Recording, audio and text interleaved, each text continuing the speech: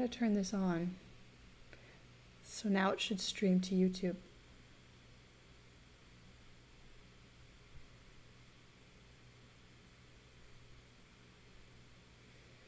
Okay. And it looks like it fits. Okay, so it fits. All right. So let me arrange my screen.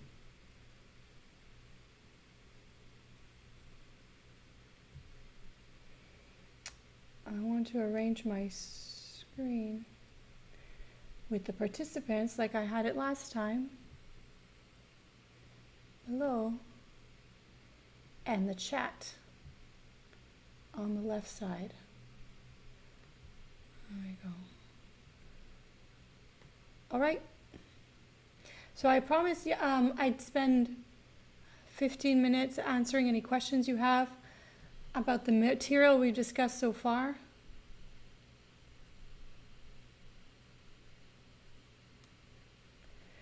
I'll take any questions you have.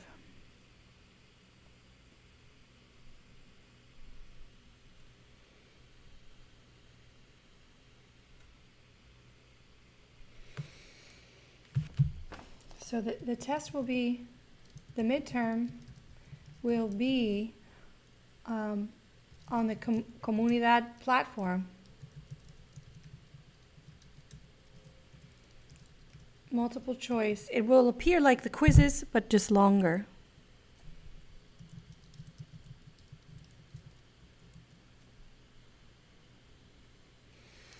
And the best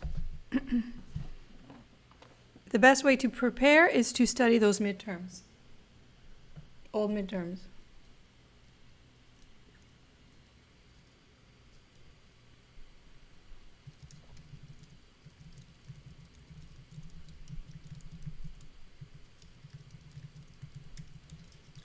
I'm putting it into the chat. Okay, so the midterms will be, the midterm on Friday will be on the Comunidad platform. It will be available for 3 hours.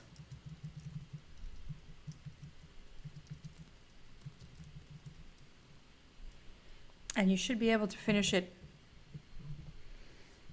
in that time. I haven't decided how many questions. I think it will be, well, I shouldn't say, because I haven't firmly decided.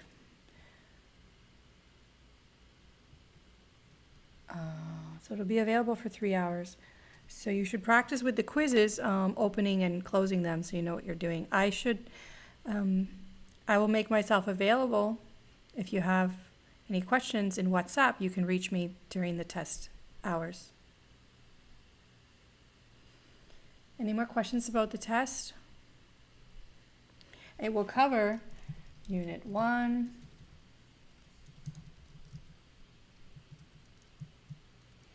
practicing the old tests, you'll have a better idea of the questions that I ask.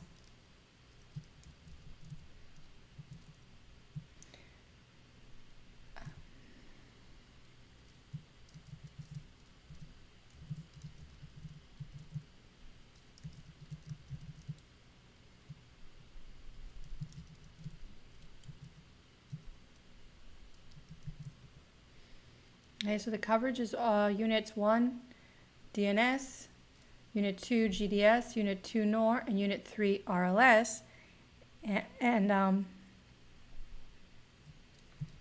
I invite you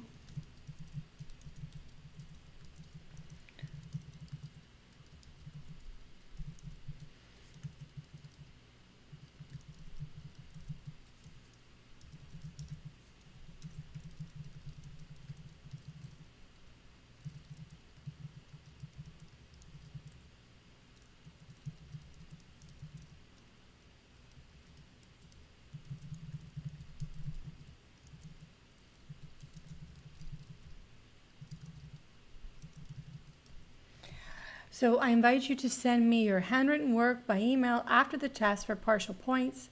So as you're working, you will be solving problems on paper. You can send those sheets to me by email. within 15 minutes of the test. But within 15 minutes of completing the test. Now, the only requirement, you can use anything you like, except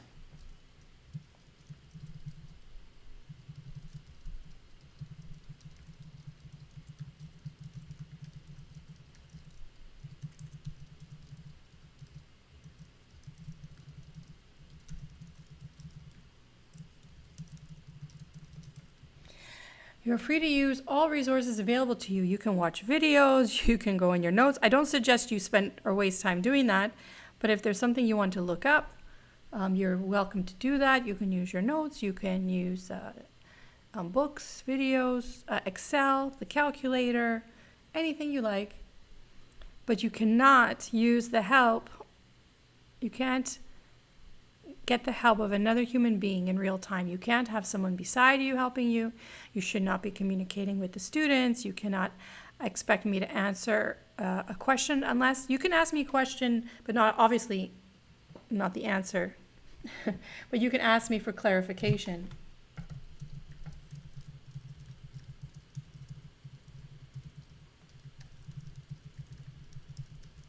All right. Any more questions? I'm answering questions that I imagine you have.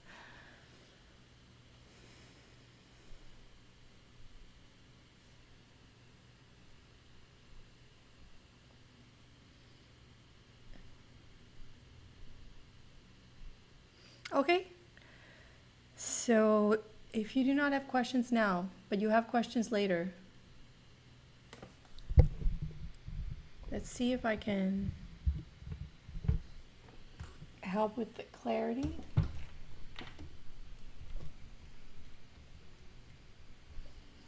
Is that better?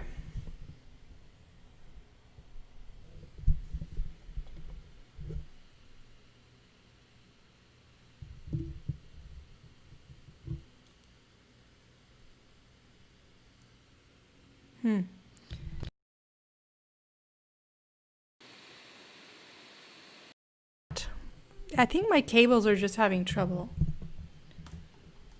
That's why I bought a new computer. Not any better?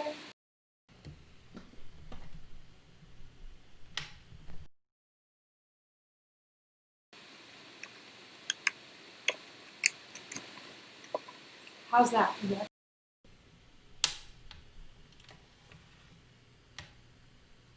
Really? Not better.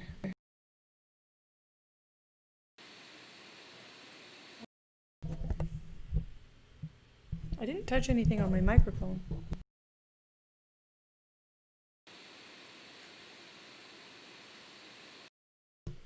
Still no.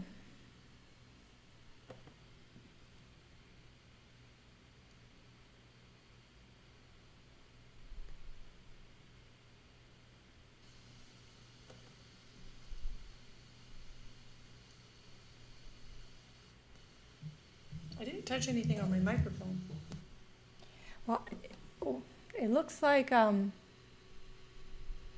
seems fine to me. I didn't touch anything on my microphone.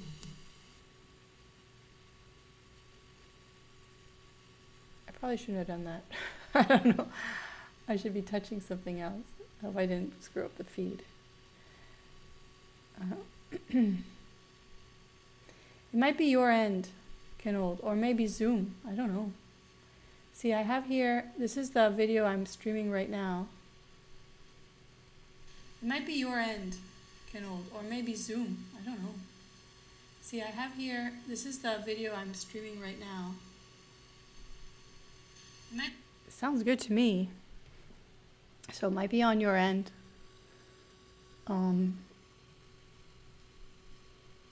So my recording is not recording Zoom, it's just recording my screen. The YouTube is just my screen. So this is the document. Well, it sounds fine to me, so if something's on your end or through Zoom, there's some sort of trouble. Let me see. Oh, yeah. Maybe I have to fix this again.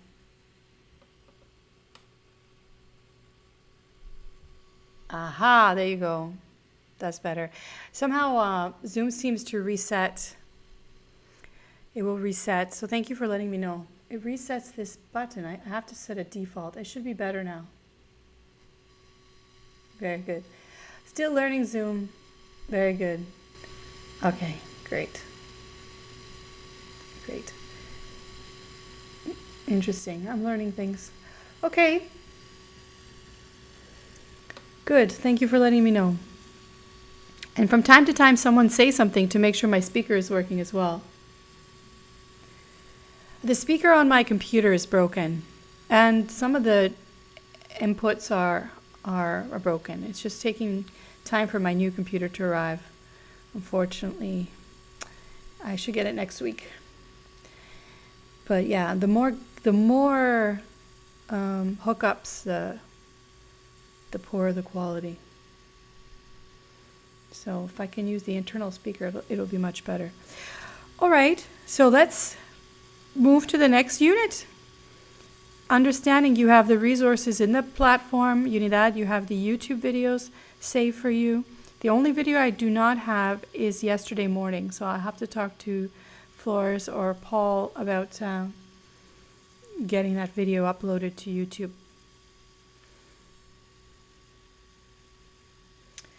So what I want to do next is the next unit. So what we're going to focus on now, we spent the first class, the first unit was about collecting data for experiments and for samples. The next unit was analyzing the data you collected. And last class we were talking about the special kind of distribution when you make predictions, a special kind of distribution which is called a normal distribution. And a normal distribution is a symmetric distribution that's single-peaked and bell-shaped in a particular way. And I taught you about the 68, 95, 99% rule, the standard normal, which has a mean of 0 and a standard deviation of 1, and how to use the table. We learned about different types of problems, solving problems of the nature, I separated them and I said, there's the Z type of 1 problem where I give you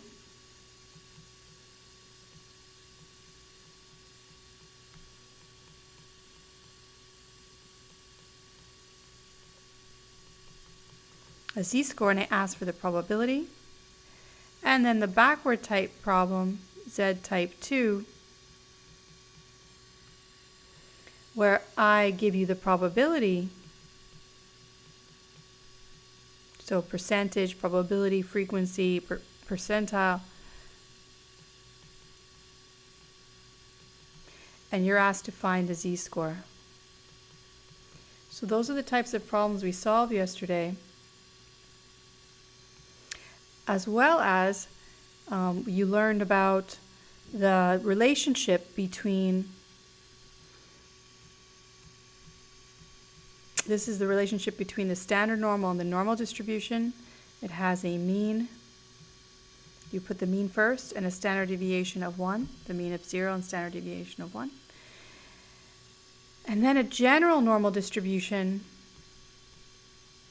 with just a mean and standard deviation. We learn there's a relationship between these two. It turns out that X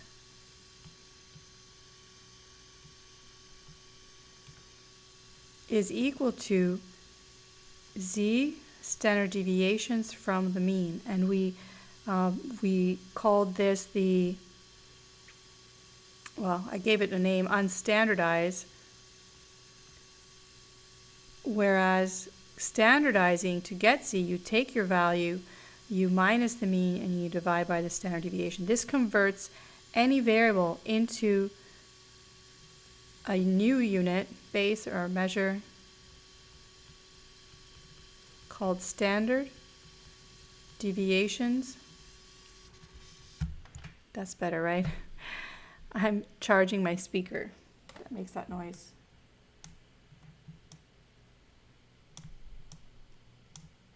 Charging the speaker makes a lot of noise. Oops. Units are standard deviations from the mean. And then what we do, once we have that relationship, we can solve these problems for any normal distribution. It doesn't have to just be a standard normal. So I introduced the idea, I said then there's the X type 1 problems where just like the ones above, but these ones are for specifically using the standard normal table. But in general, if I give you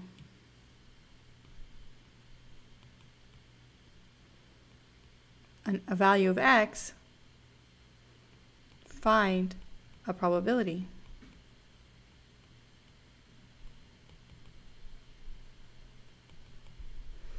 And then X type 2 problems, given a probability or a percentage or a frequency, you need to find X. So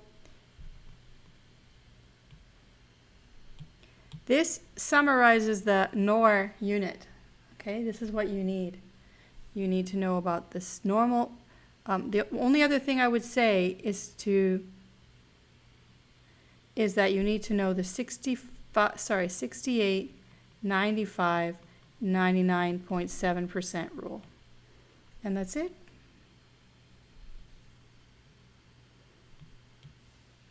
And just practice. Just practice. So you can see how we exploit these this knowledge.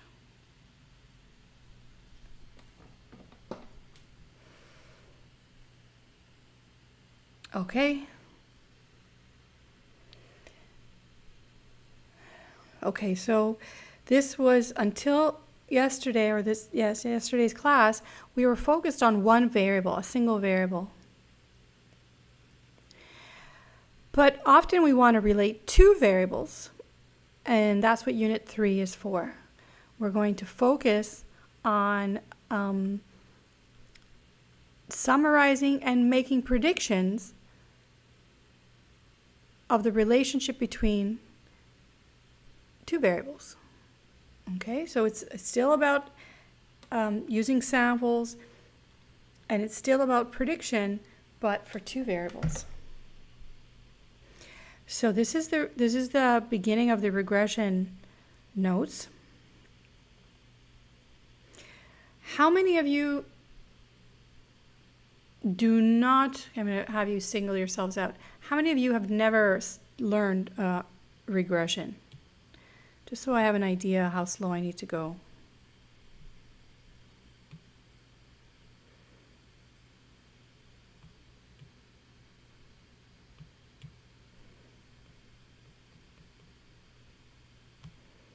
Who has never studied regression?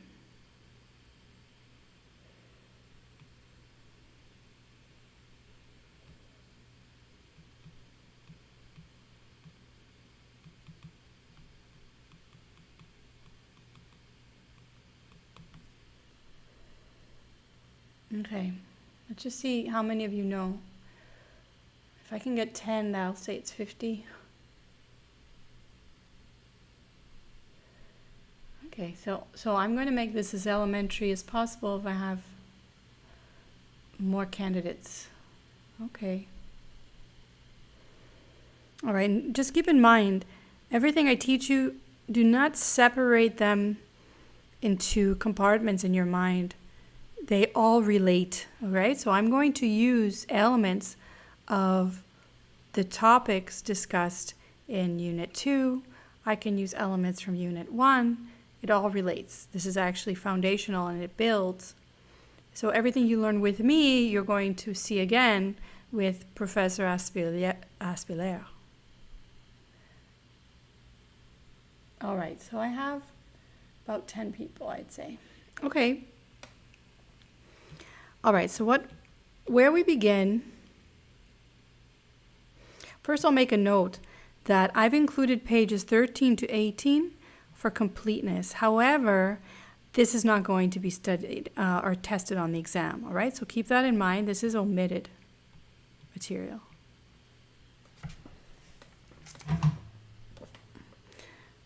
I don't want to say it strongly, but don't worry about pages.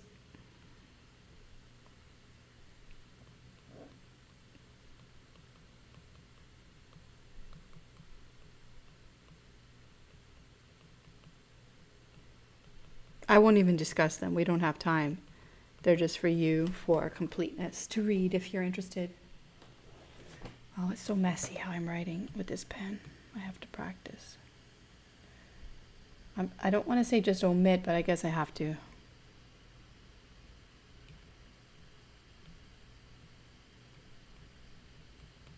So this is actually a very short unit, but we do have to go back to Unit 2 because I presume you haven't had time to watch all the videos that I have from Unit 2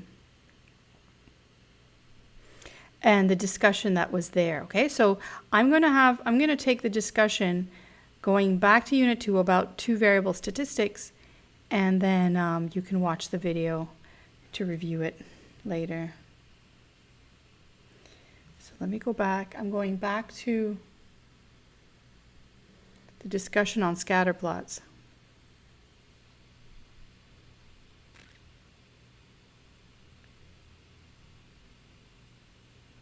So at the end of Unit 2,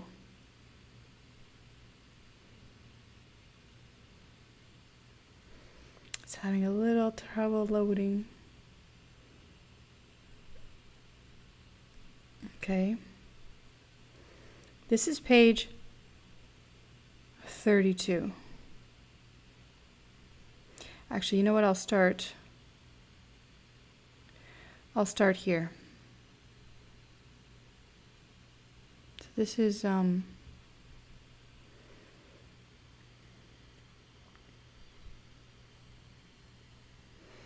this is observed information, collected data on two variables to explore the relationship between children's height at age 10 in inches and the average cups of milk per week a child drinks. And the hypothesis is the more a child drinks, the taller they will become.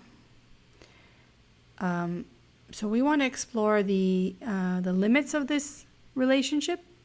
First, the relationship, the limits of the relationship. And we're going to do that collecting data. So here's my data for both variables. And I distinguish between this variable, milk, as the variable that explains the response height. So the keywords here are milk, explain, so I call this an explanatory variable, height, which is the response variable. And I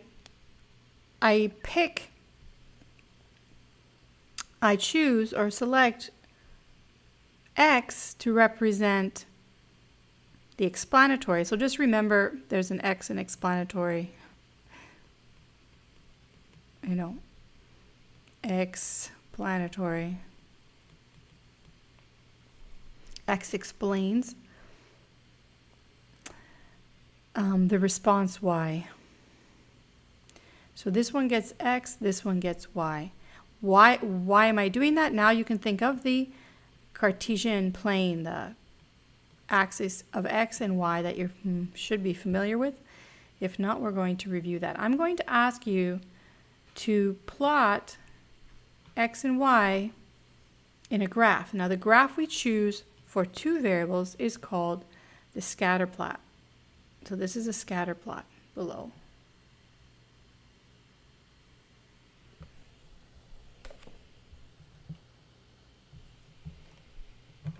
I really worry that I'm missing comments. I'm going to put the beaker over here. Okay. So a scatter plot means I'm going to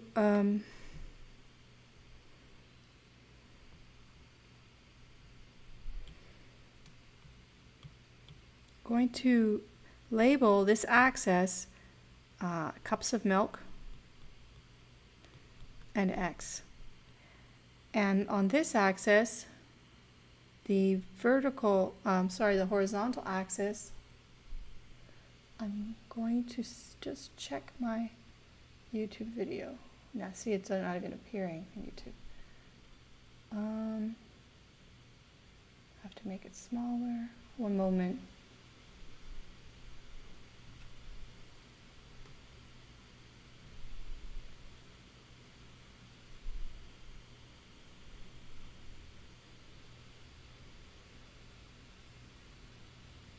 No, see, here's a problem. Okay. Sorry, you're seeing the entrails of what I have to do here to set things up.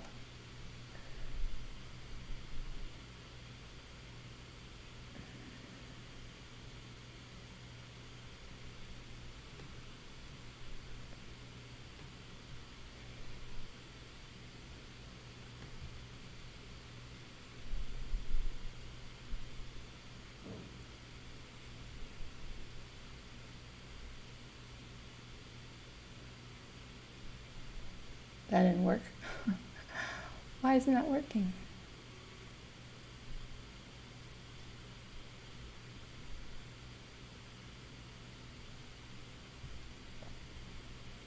Sorry.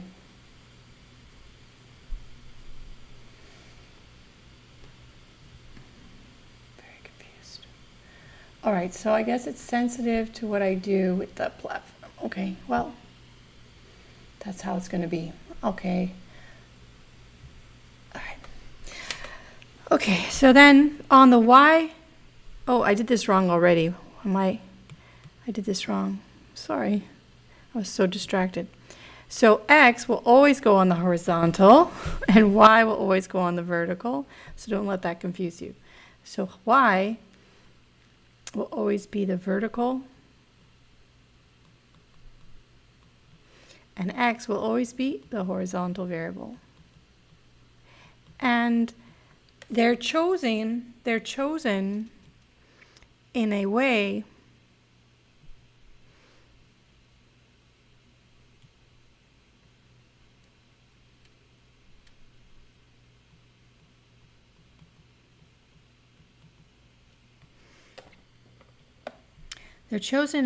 so that we can say we're going to plot Y against X or regress Y against X.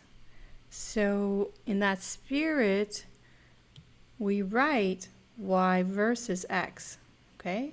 Or height versus cups of milk. So height goes here and cups of milk go here.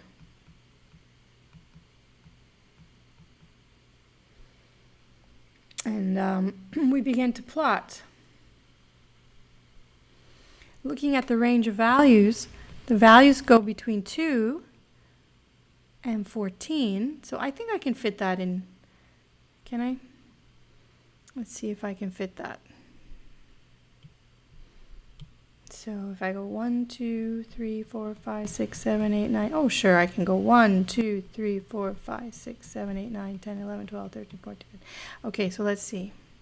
I have to do this by hand. You should practice, because you don't appreciate unless you practice. 1, 2, 3, 4, 5. You can use a ruler if you have a ruler.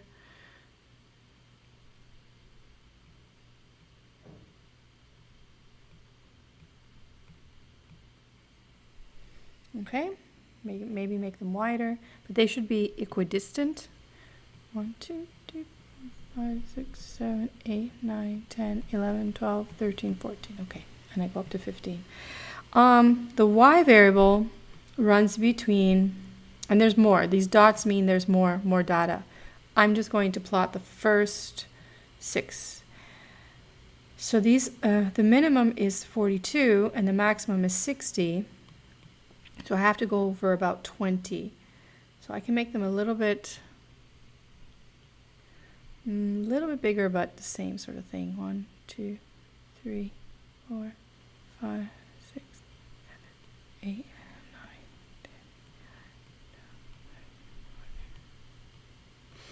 9, 10. And I want to emphasize that I am going to use this range on this graph, but I'm going to start beyond 0. It's assumed that the 0 is here.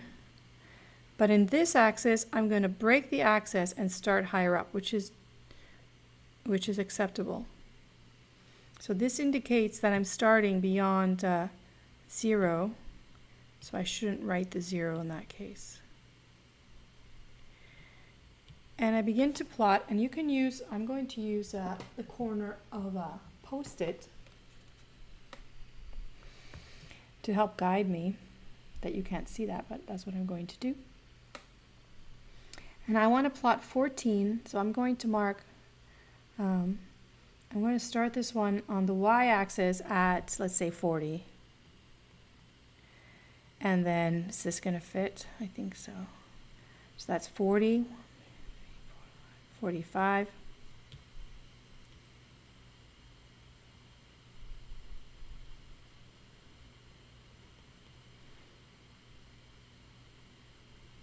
50.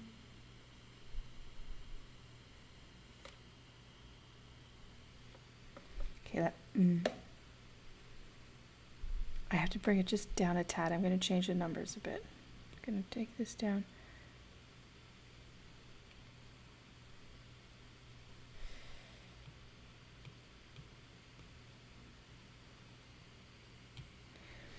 I'm going to start at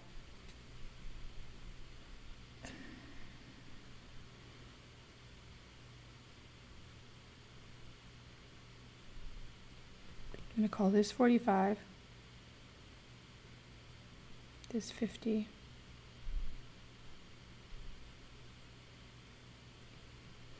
and up here, oops, 55, and I'm going to call this 60.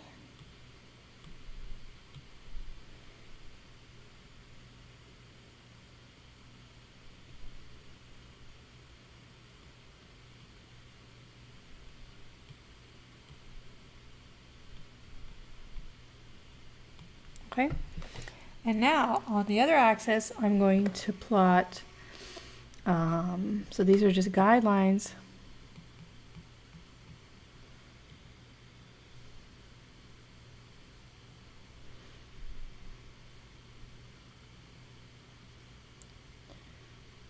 Oh dear, I don't want to do that. It's going to crash.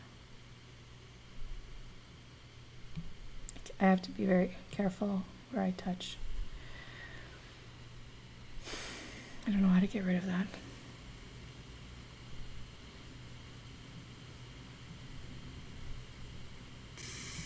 Oops, recorded me. Oh my goodness.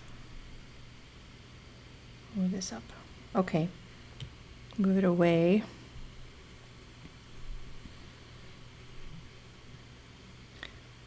So you get an idea.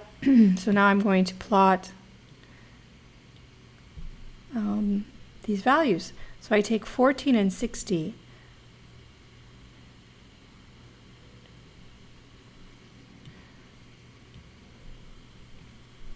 So 14 is, and 60 is there. So I'm going to put a dot here. And then 10 and 60, I'm going to put a dot here. And 8 and 48.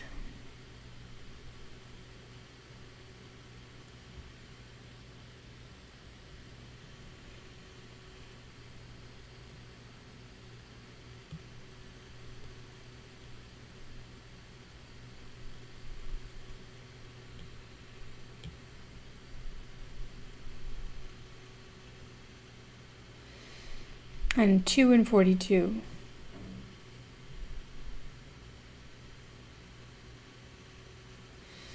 And 6 and 47. So I encourage you to try this on your own and just look back at what I'm doing. 6 and 47 and 9 and 55.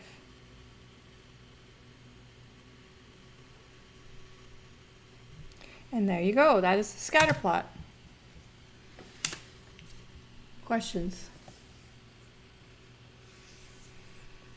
So what we do with the scatter plot is we comment, right? So we have a graph now. This is how you graph two variables simultaneously. And you comment on the questions, on the answers to the questions. Is this relationship linear? So what you should be looking at these dots, is it possible that you could float a line between these points in such a way that it could be used as a model of the points? Like maybe some of you you see a different shape. You see something like this, right? You see a curve here, which is good, is fine. I mean, we can talk about curves in a minute, but can you see a line? So let's see if I can drop a line. I'm going to drop the line in a way that fits closest between all the points. Maybe it's this line. Right? So when I say closest to all the points, it should be such that the distance from the line to the point on the top in the vertical direction should be identical in total to the distance of the line from the line to this point. The points below. So that probably isn't the right one. Let's try a different one. I'm just going to keep putting, so it should be running between the points, maybe. That kind of looks like what I did, but I have more points now, more distances above and below. Now this has to extend up. So I can calculate that as well. So again, what these are called, the distances from the line to the observed value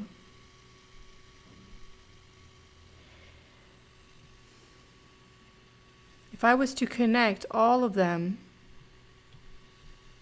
well, let me give them a name first. These yellow, you can think of them as string that's connecting this observation to the line, and it's dangling straight down vertically.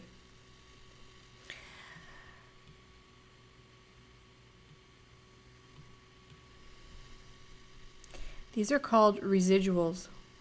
I'm going to write it in black. It's called residuals.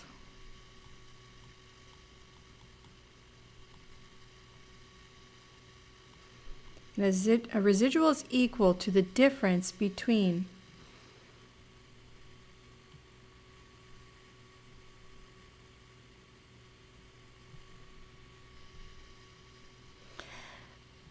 being on the line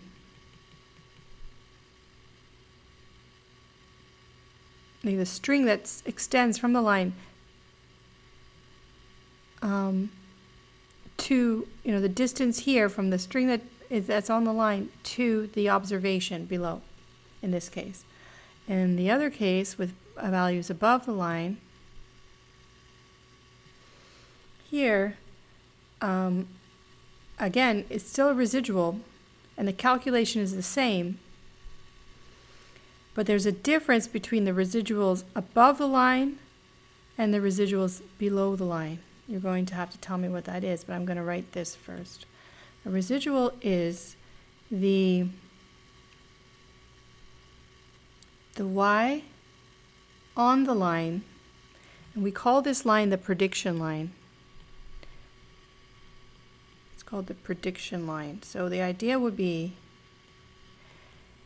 can we substitute this green line in place of those observations and use it to make predictions where the data, where we don't have an observation and we don't have the data? That's the idea. So can we make a prediction of the height a child will be if they drink a certain amount of milk? That's the idea. So this prediction line, the observations on it, so all the observations, the points on here have a y and an x coordinate. So the residual is the y predicted minus the y observed. No, I did that wrong.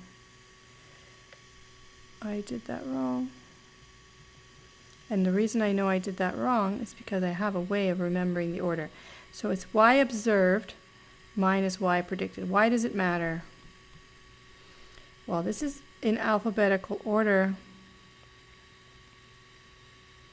I remember in English at least, we're going to subtract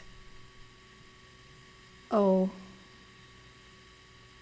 O comes first in the alphabet, right?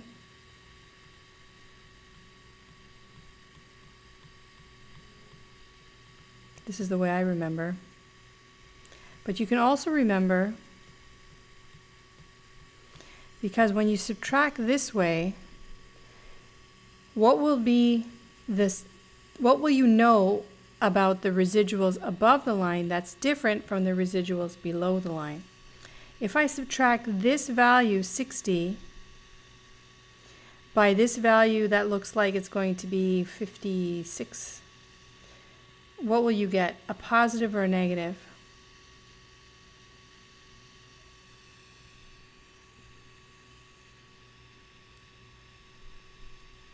So this minus this. Yeah, that will be positive. It'll be positive. People yeah, because the observation is the 60 and the prediction is on the line. Right. Yeah. So the residuals above, the observations above the line will have positive residuals, which is intuitive. You know, you want it to be positive residual above the line, and then below the line, what will happen? I'm going to subtract, if the observation is below the line, I have to subtract the observed minus a number higher. That will give? A negative number. Negative.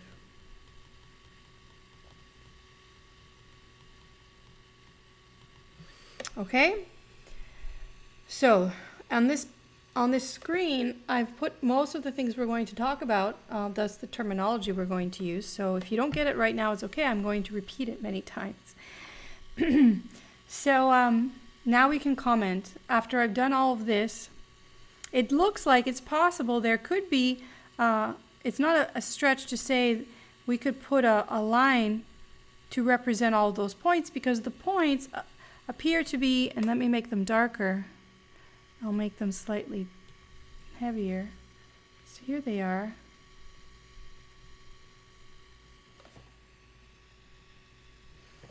You have an even number above the line in about the same distance as those below the line.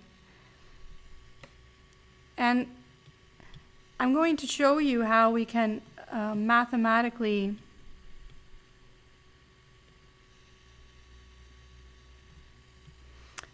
find the line in an efficient way. But usually,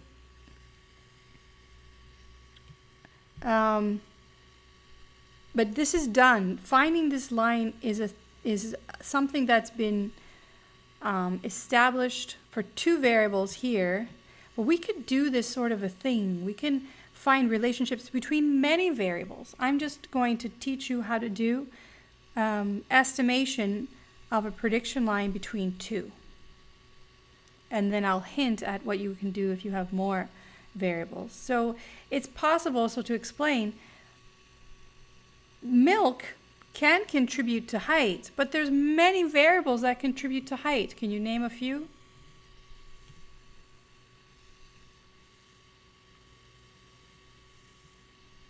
Exercise. Other variables? Right. You yeah, actually that's possible, right? Because you're increasing the bone mass or bone density. So other variables. They usually say sleeping. No, for kids. Right? Yeah, exactly, for kids. So you say sleep, exercise, and genetics, right? Exactly. That's what I want to say. Yeah, genetics. So there's other variables. Maybe there's some trait, or maybe just looking at the parents, the height of parents. So maybe we can use a variable like height of parent, or average height of parents. Relative, like we could use like the standard deviations above the mean of men for the father, and the standard deviations above the mean for women of the mother, right? So genetics. We can put a variable in there to study genetics. So these are other variables that could affect. But I've reduced this to just milk and height. What's another variable? Maybe a lurking variable. Actually, a student asked me something about a lurking variable, and I still have to get back to them, and I apologize for not writing an email. I'm going to check my email after the class. So my question was, what is a possible lurking variable? Something that is behind, that's affecting both height and the amount of milk available.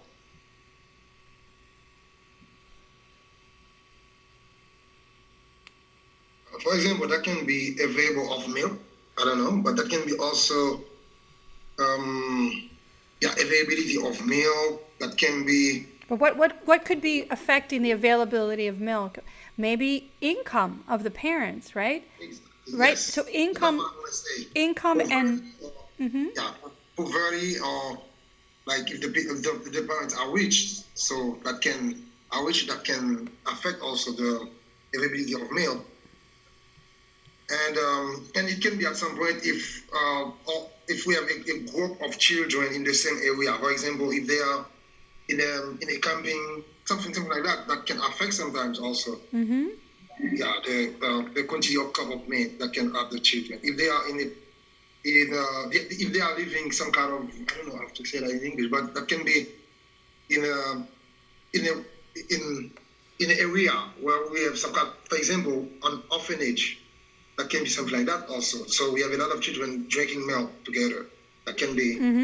Yeah, that they all drink it together. Yeah, that's really true. Yeah, that's interesting. I can say it depends also of the way it takes the milk. For example, some people likes to take milk with sugar. It can be variable. Depends of the way we take the milk. Some people like to take it with sugar, or they go with coffee, for example. So it also depends on how often they consume the milk too. They might have it like just for 1 month, but will this like continue? Yeah. Well, let's assume that this was an average. This was the average taken for milk over a week or something. So to make it more stable, but no, these are all factors. It looks like such a simple exercise, but it's not. You need to consider all the lurking variables to be able to attribute, impact of milk. So all we can really do with this data as we have it, without this other information, is say there's a clear association between milk consumption and height. There is an association. I don't know that milk definitely causes children to be high, but we biologically, like thinking about it, probably a portion, that has something to do with it, but there are other variables as well. And notice, although I've drawn the line, the linear relationship, which implies the more, this is what this says. Let me put it in green. So this implies, the line implies the more milk a child drinks,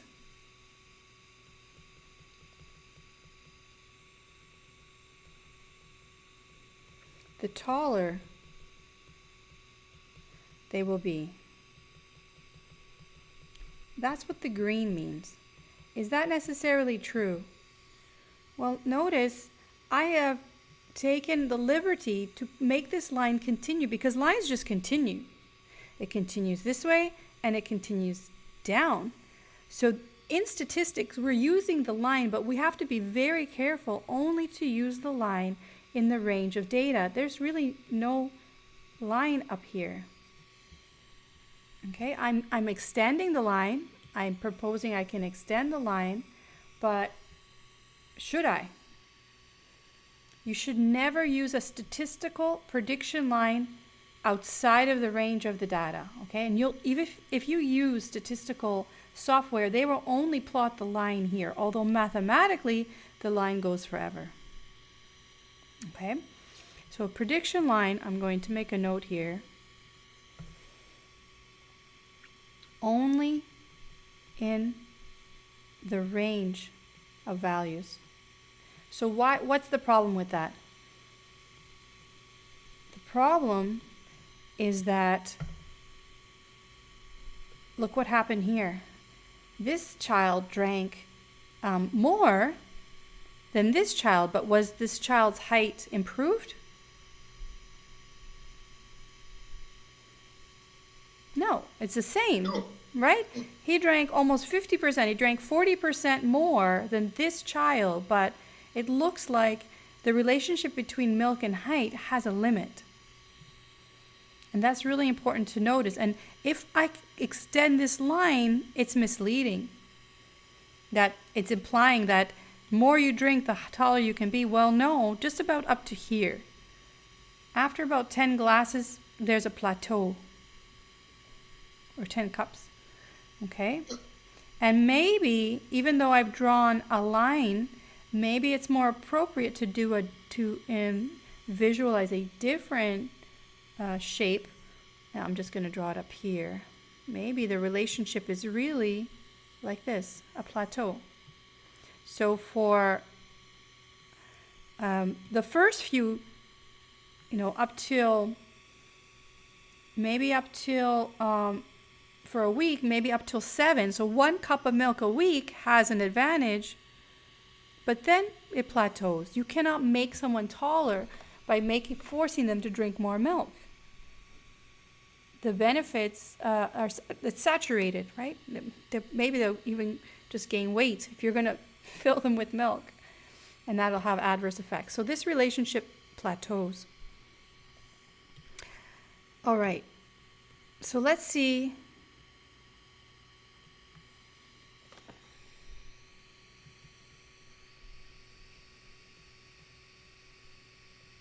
Let's see if we have answered some of the questions. Okay, so the questions are, is the relationship linear? Yes, within the range of data, we can say it's linear. So yes is the answer to that question.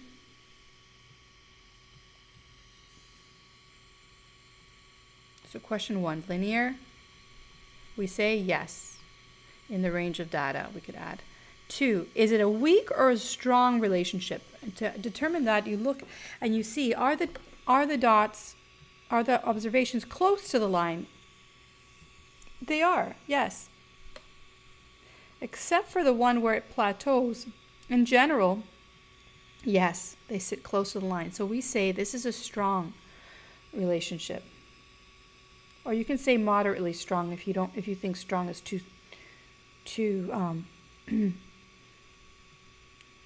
concrete term. So you can say strong.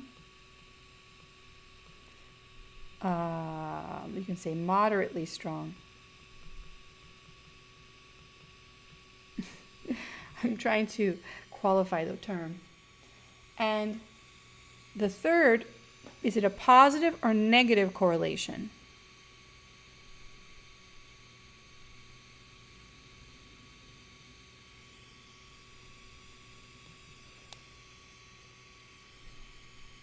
I think it is a positive correlation. So it's positive because the more milk a child drinks, the taller. These are both superlatives, right? More and taller.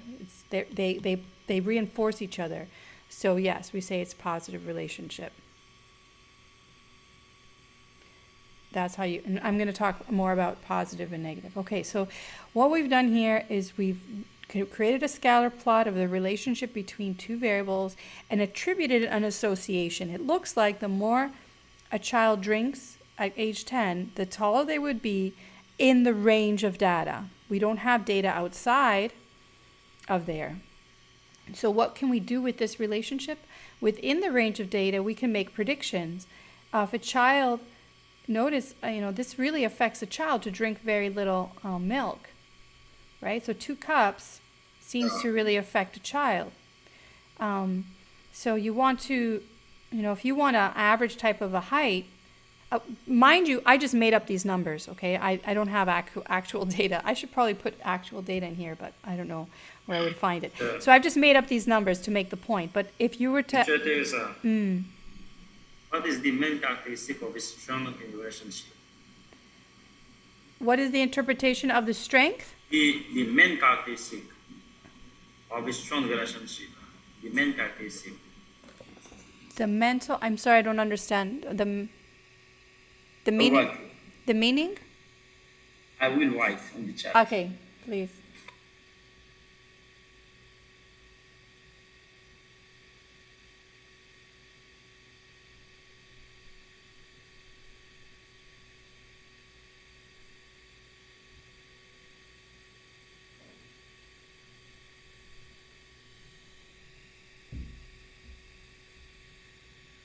Oh, okay. Okay, so we'll talk about that in a moment. Luxo, okay? We'll talk about that in a moment. His question is, what is the main characteristic of a strong relationship? And it would be that that they are close to the line, that the observations are close fit to the line.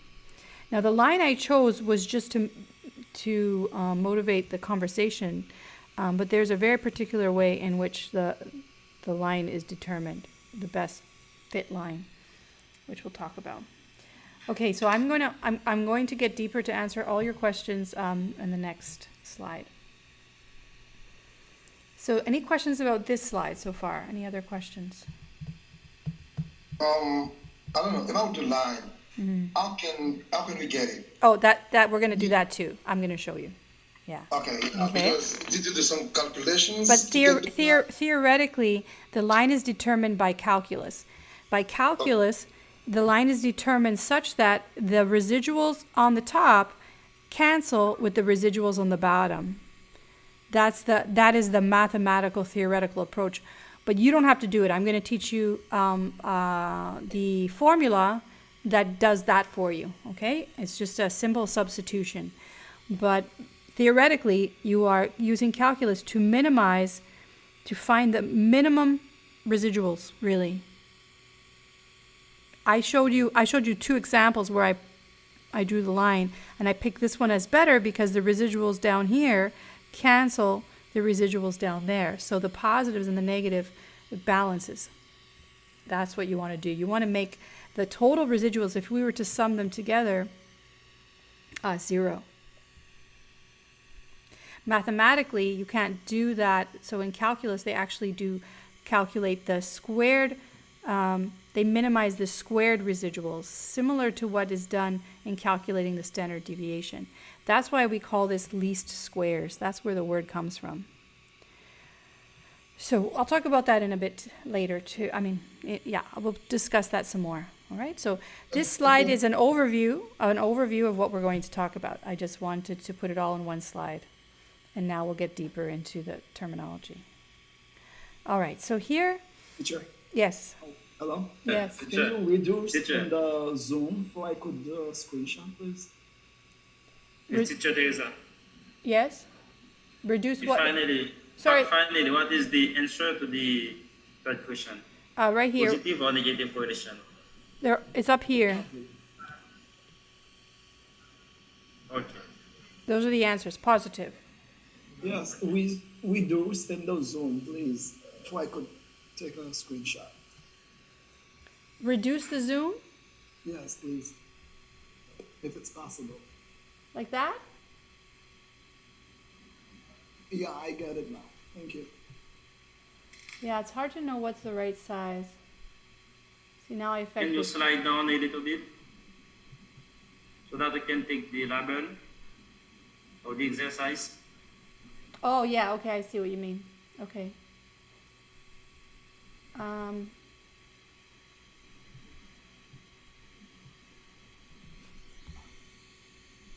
That one? Yeah. If you, okay, exactly, perfect. Thank you. But if I can zoom like this, there. Is that better? You have everything? Yeah, that There is you go. way better. Sorry. Thank you. Okay.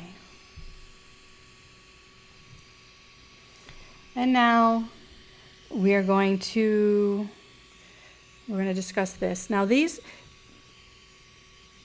is the set of notes for Unit 2 GDS. In the annotated notes, I have it all filled in. But I want to tell you about how we fill that in. Okay, so this is the annotated set of notes, but I'm going to discuss this now, right? And there is a video discussing this as well in the Comunidad platform. Oops.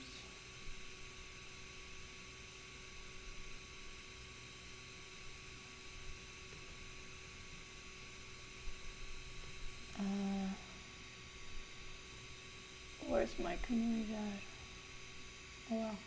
Alright, don't worry about it. In the Comunidad platform, there's a video on this anyway. Okay.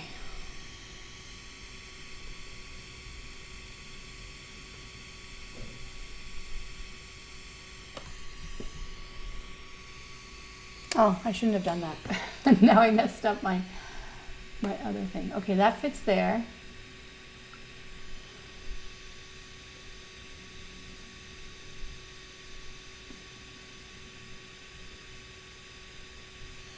That fits there.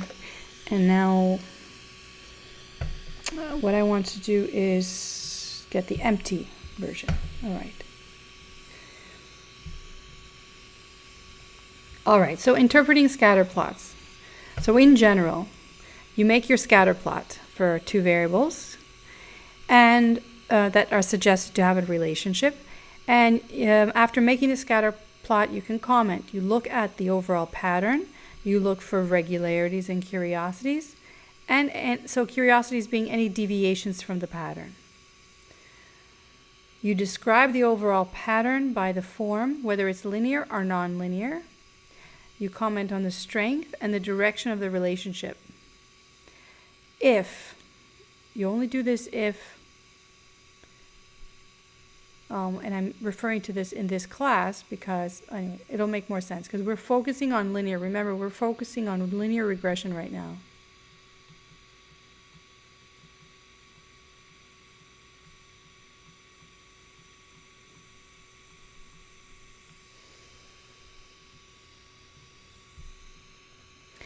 If there appears to be a linear relationship, then we can use the tools developed in statistics to calculate the correlation coefficient. So this is the statistic that comes out of the graph.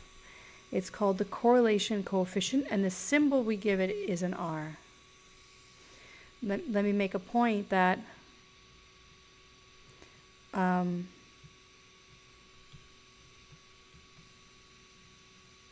R is the symbol for the sample correlation. All right? For two variables.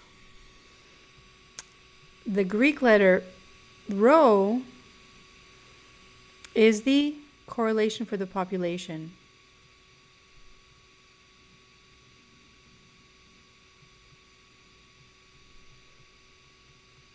Okay, just for the symbols. So you'll see the symbol. You'll see the symbol later. So when you see the Greek letter, this is the Greek letter for R.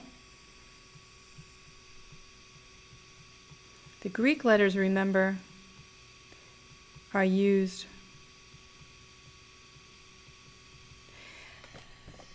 when we have population parameters. Okay? So R is a statistic. Rho, oh, and it's pronounced rho.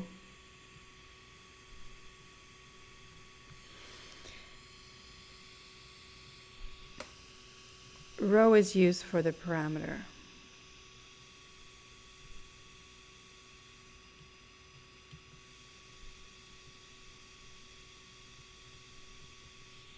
Okay. So that hopefully avoids confusion when you see this symbol. Okay.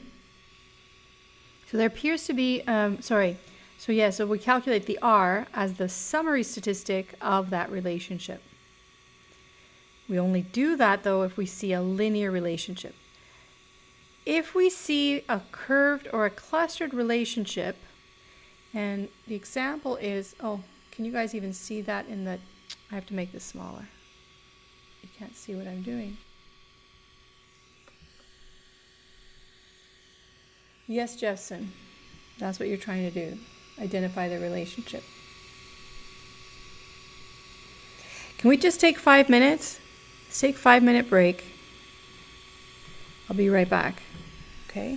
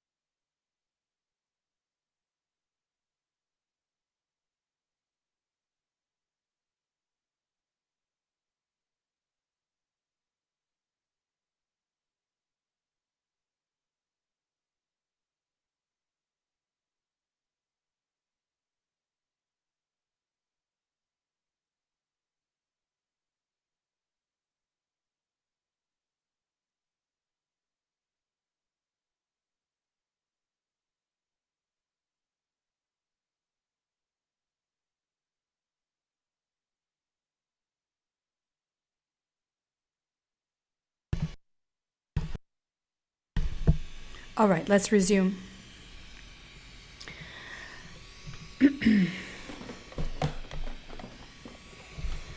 So in terms of linear regression, what if you see a curved relationship? What should you do?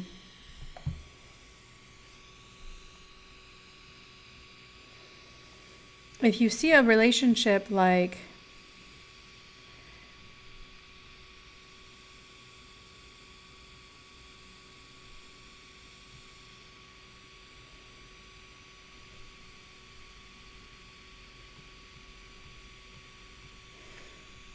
X and Y axis, and then you see a relationship like this, well, this is clearly not a line. It's a curved relationship.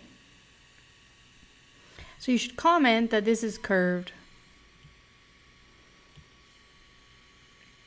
However, to be specific regarding linear, we would call this curved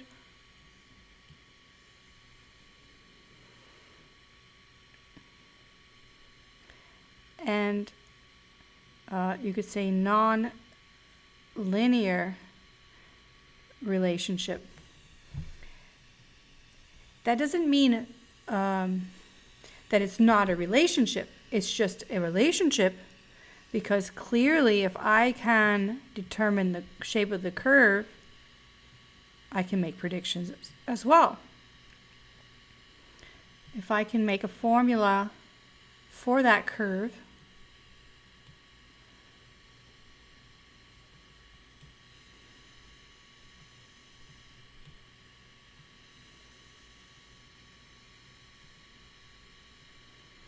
if I could make the formula for that curve, I could use the formula to say when x is a certain value,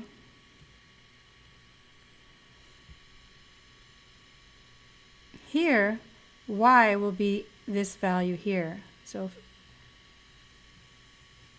I could figure out through estimation, if x was this, then y would be that. And that's what it would be used for. So this is a relationship. It's a non-linear relationship, but it's still a relationship. But we're not going to focus on those kinds of relationships just because of time being limited, and it's just an intro class. But this is a relationship.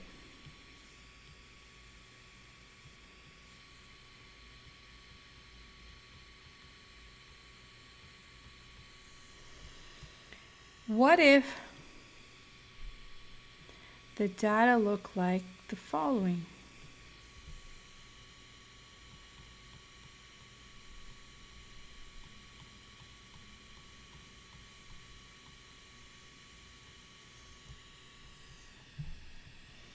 What sort of relationship is that?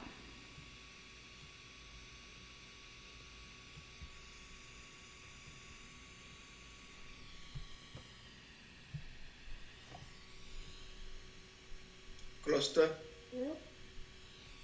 How do you explain a cluster relationship?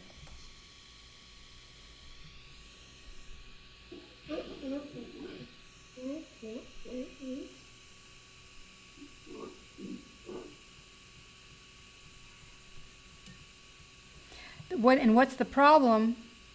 If you don't make a graph, you wouldn't see this. If you don't make a graph and you simply use the statistical methods I'm going to show you to make the line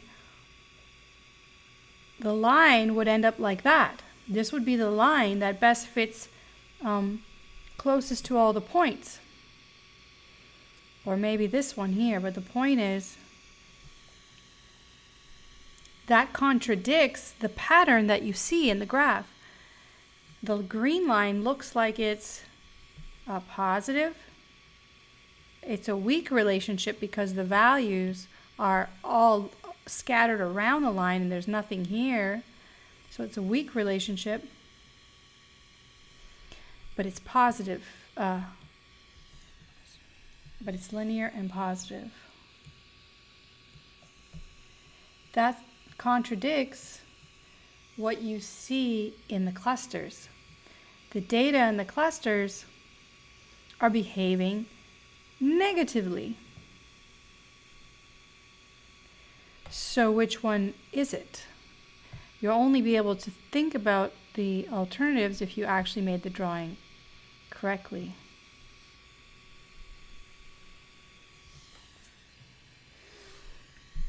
So what's happening here is the phenomenon is the same. It's a negative relationship between X and Y. And I propose X could be maybe information on something like a number of hours of novellas or soap operas. How do you call them in Haiti? So the number of hours a person watches soap operas or telenovelas, and on this axis it relates it to their sense of happiness, let's say, happiness.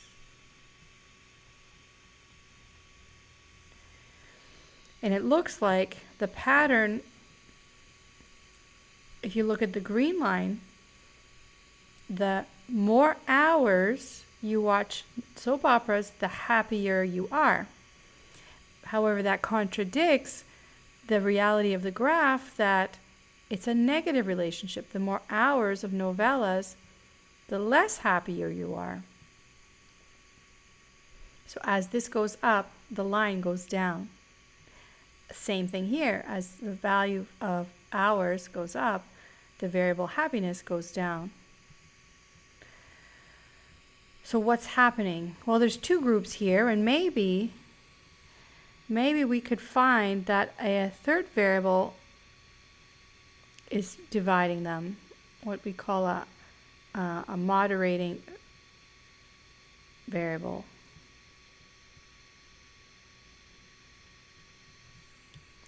Maybe this one is for men,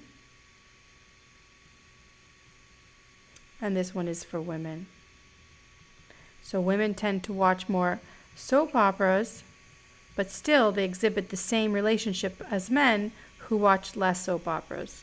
And I don't want to imply that men are less happy than women, so I'm going to make this be just about the same in happiness overall. Okay? So I just made up the data to make the statement that you need to graph your data to see this. Otherwise, you're going to, with statistics, only think that there's a positive relationship and positive weak linear relationship, which is incorrect. And you miss the phenomenon of the effect of novellas on general happiness. Now, I'm not saying that novellas depress people, which you could argue maybe that they do. But all it can say is that people who watch novellas tend to be less happy. Can anyone explain to me how that could be?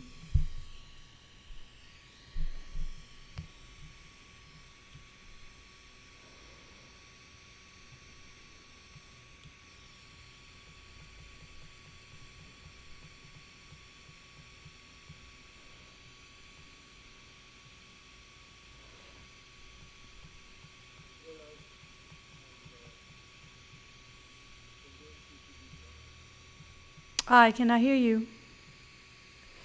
Maybe it's the case that a person is unemployed and they're at home watching novellas all day.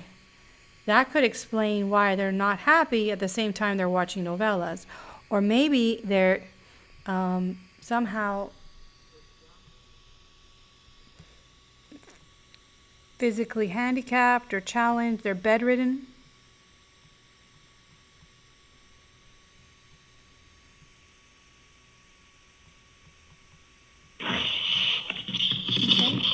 Laziness. Yes.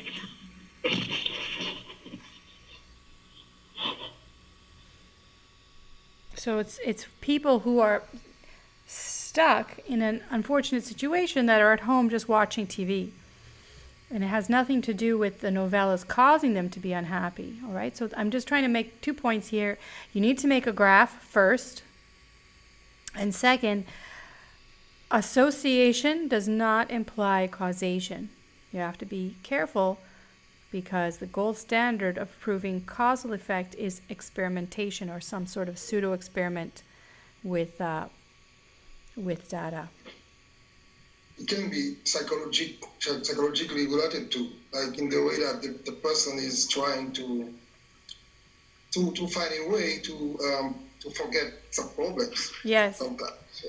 Yes, so somebody with psychological problems who's at home and just escaping into the television, and really they're not happy. They're just wasting time. Okay, so those are my examples. Again, this is not real data. I've just invented it to make a point. I want my parents to stop watching novellas. They're retired, but at least they watch them together, which is nice. They watch too many, though, in my opinion. All right, what I'm going to do next, so what I've said is we are focusing on linear regression in this class. So we're going to look for a linear relationship, not a curved one. We have to be careful that we graph the data first. And just because something is curved doesn't mean you can't use it for estimation. Yes, you can. You just have to determine the relationship, and you can use it to make predictions. So just a moment before I continue. We're at the halfway point. I want to go through what we can expect from R. So I'm going to plot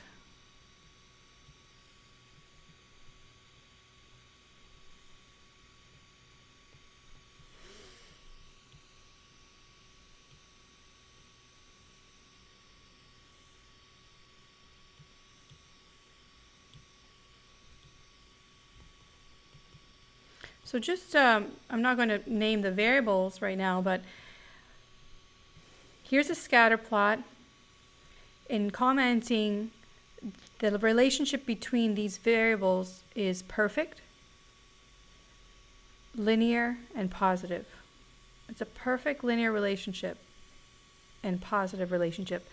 Because of that, R will be positive 1. The limits of R will fall between between -1 and +1.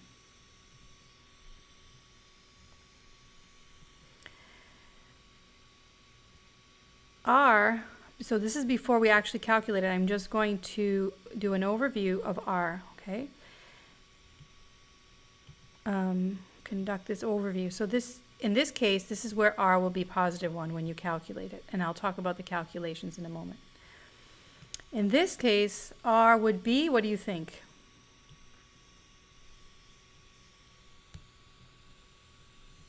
Negative. -1. Linear. Perfect negative linear relationship. Okay. What about an R like this, for data like this? What would you say? We need to have the line first So to you determine. want to calculate, right? Yeah. But can you tell me, is it positive or negative? I think it's positive. +1. Yeah. Not +1, because to be 1, it has to be exactly on the line, perfect. And it's not perfect. Yeah. So let me But tell it is positive. But it is positive. Okay, for people who are not sure, I want to do a demonstration. And with the demonstration, you have a better idea of how the formula will work. Okay, so follow my demonstration. So what I'm going to do is I'm going to look at the range of values for x. So x, this is the lowest x value, and this is the highest. Okay, and I'm going to go halfway through. And I'm going to mark halfway as the mean. I haven't done any calculations. This is just observation for examining the data. So this is the lowest y value, correct? And the highest is about here. So again, I without making the calculation, I'm going to estimate it's about here is halfway through the data. So So I'll say that's the mean. Remembering that statistics is about expected values, right? And relative measures, I'm going to reduce the data to two types of values. The values for x will be above the mean, so high, or the values of x will be below the mean, or low. Okay, so I've turned the values from their numerical number into high or low. All right, and I'm going to do the same for y. I'm going to refer to these values of y as low relative to their mean, and these ones as high relative to their mean. And I'm going to observe, I'm going to make comments that when x is high, where do you see y? Is y high or low? So in other words, when x is up here above its mean, where do we tend to see y? Below. So when x is above its mean, y values are above their mean. So again, when x is high, where do I find the data? High or low?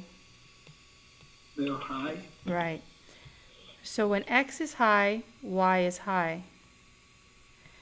When x is low, when the values of x are below their mean, where do we tend to see y? Below or above? Below. Below. It's always the same, so maybe that's why you're hesitating. I'll show you an example where it's not the same. So in this case, x is low and y is low. When this happens, this is a positive relationship. Okay, one reinforces the other. X high, y high, or x low, y low. They move together. This is a positive relationship. Does that mean x equal y in this situation, distribution? X equals y? Yeah. No? No, this is just an example to show you, to demonstrate that r is a positive value. It would be a positive value to reflect that this is a positive relationship. Okay? Now exactly what it is, remembering r is between, in the positive is between 0 and 1, maybe this will be something like 0.7, something like that. I'm just making it up just to give you an idea that it's not positive 1, but it's not 0. It's somewhere between the two. Maybe even 6.5. I'll make it 6.5.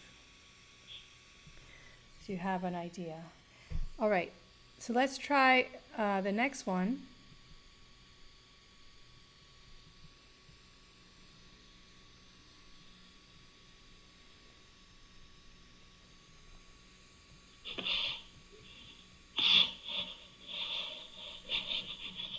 What about this one?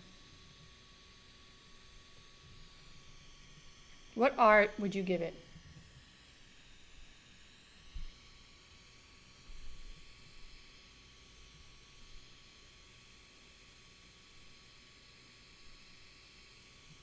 Put some more here. Positive or negative? Negative. Okay, you like negative, right? So it's negative. R will be negative, and I would say close to 0, right? It's not going to be so close to -1, because this one is -1. This is perfect. But in this case, it's going to be negative 0. Let's say like 0.1, something like that. 0.5. 0.5. Yeah, maybe 0.5, something like that. Yeah, because I put a lot here. So for people who are still confused, let's see. Let's do the same thing we did for the one above. I'm going to divide the data in pieces, right, in portions. I'm going to say the values of x are between here and here. So I'm going to find the mean between them. Something like that. And the values of y run between here and here, and let's say the mean is about here.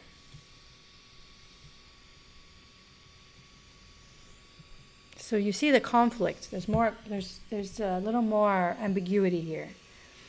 So let's do the same evaluation. When x is high, where is y? Does y tend to be low or high? Where do you see more observations? High or low? lower. Lower. Even it's not perfect, but it's low. Okay. So when x is high, y is low. It's the opposite. Now let's look the other side. When x is low, where is y? High. High.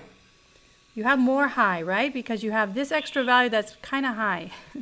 My calculations aren't perfect, but you see a tendency that when x is low, y is high. Opposite. That's what characterizes the negative here. It's a negative relationship. It's not perfect. It's ambiguous a bit. That's why my number is not perfectly -1. It's in between -1 and 0. Yeah. So do you understand that better? So that's how you examine a scatter plot. What if the data looks like the following?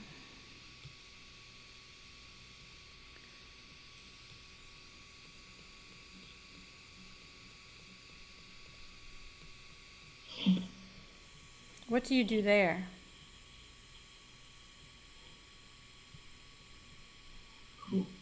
What would R be?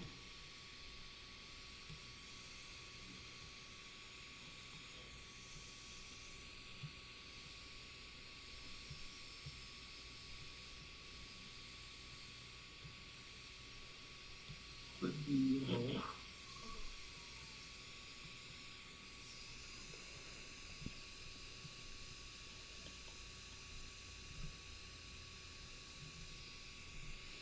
Or it is like close to 0, like. Very good, yes. So there's no tendency, right? If I do the same assessment and I divide the data in half here and here, let's say, maybe a little bit higher. I have data in all the quadrants. There's no real pattern, okay? In this case, R will be close to 0, and we'll say there's no linear trend. There's no line. There's no linear trend. There's no prediction line. It'll just be a flat line, if anything, with a 0 slope. Is that okay, everyone? So that would be the scatter plot. R would be, you would just say R is 0. And lastly, well, actually, let me just check something. No, I'll put it here. So lastly,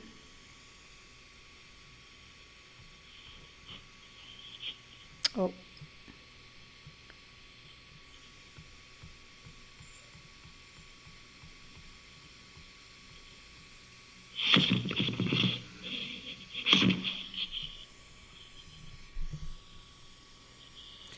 what would you say the R is in this drawing?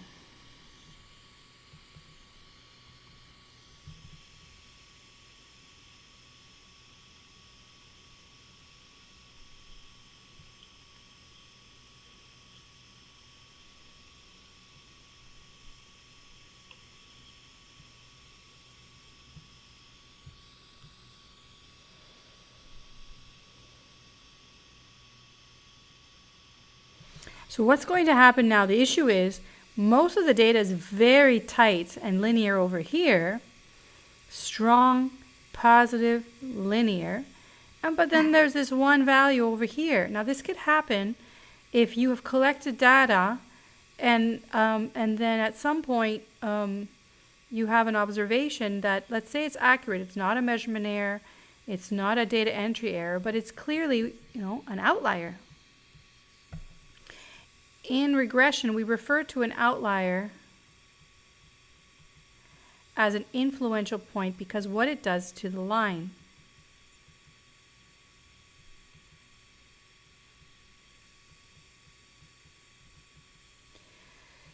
imagine that we didn't have that. Let's say we didn't have that other point. Well, the line would be perfect, positive, linear, very lovely, floating through the points. But because we have to include that extra observation, what happens to the line?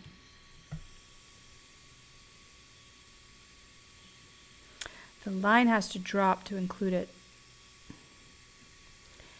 It will weaken the linear relationship. It'll make R worse. And so we have to really be clear, maybe get more data to fill in this, because maybe there's some sort of parabola or other relationship, a curve relationship happening that we can't see without the data. So the point I want to make here is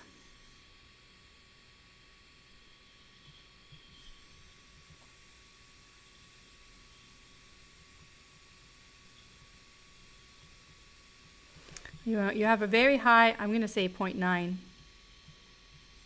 So let's say R is positive 0.9. It's very strong just with that data. But once you include this observation, R falls to 65 or 6.6.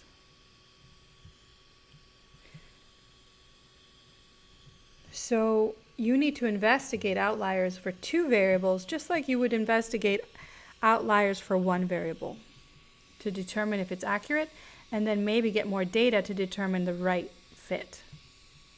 Any questions about this?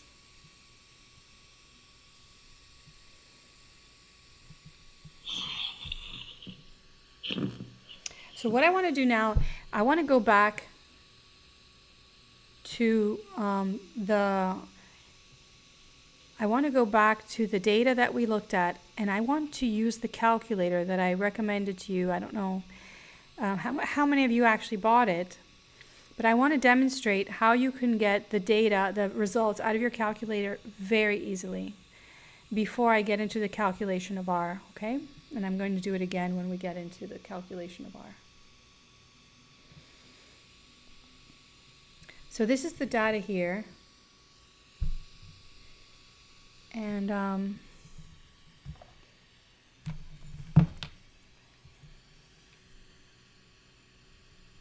have to hold 1 minute.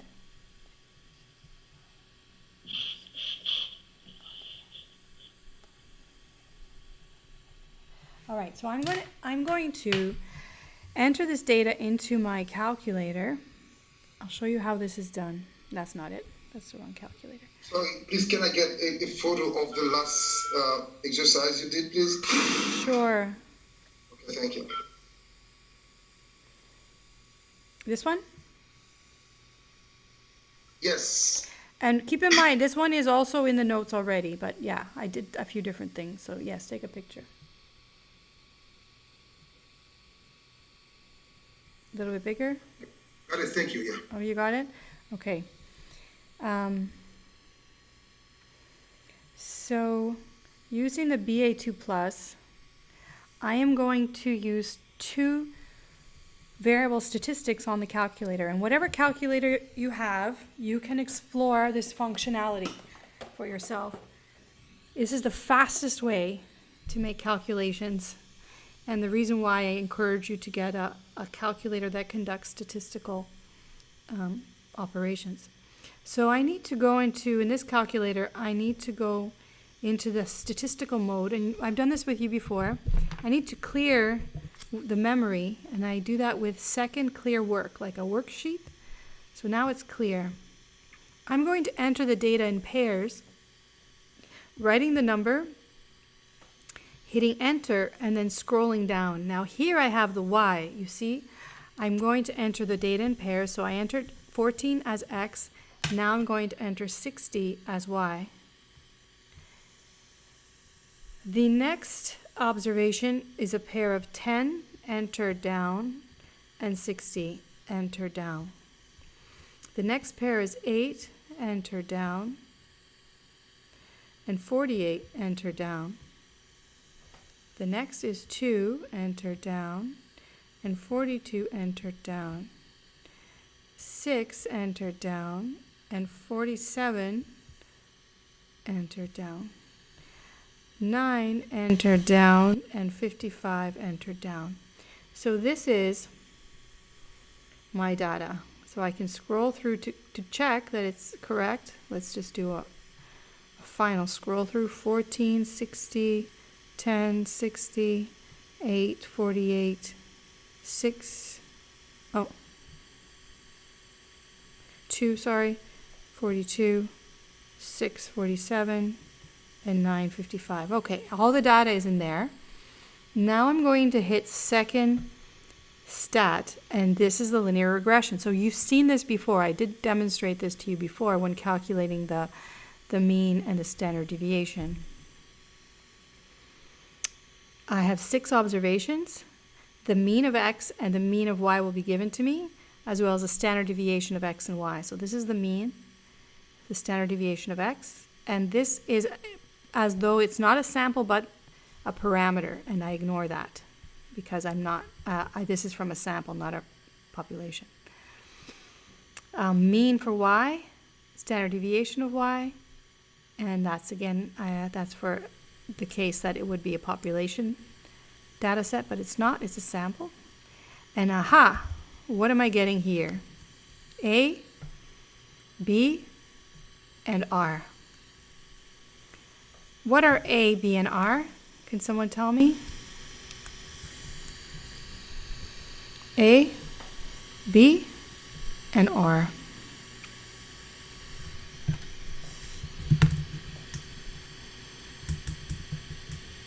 I'm going to... I think probably they are X, Y, and the R, like as we did last time, huh? Okay, close. So it's 30. So let me write them down so I can produce them. So I'm going to write 38.2 is A, 1.7 is B, and R, we know what R is, okay? Agree? R is the R, right? The correlation. 0.9, very high, positive 0.9. So we knew that. It was close to 1. A and B are the y-intercept and the slope for the line. There's the line. The calculator can do this for you immediately once you enter the data. Okay? It's very nice, but I'm going to also demonstrate to you how to do this. I'm going to show you how to get this numerically. All right, so let's, I have a video. I provide videos for people who don't know or remember how to produce the equation of a line. Oh, want me to do it again? Okay, I'll do it again. Let's do this again, one more time. Well, actually, I don't want to redo the whole thing. Okay, I will. I know the answers. So let's get the data. The data is there, and I clear. I'm going to enter the number first. This is the number. This is the information from this.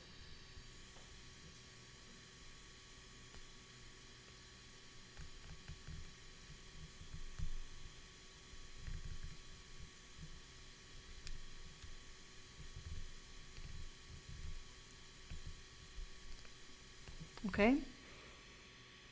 And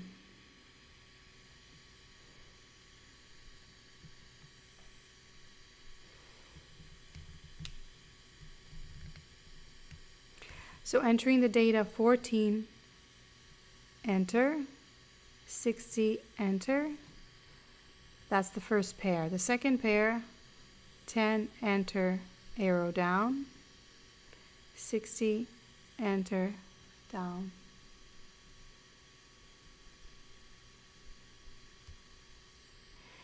The third pair is 8, enter, down, and 48, enter, down.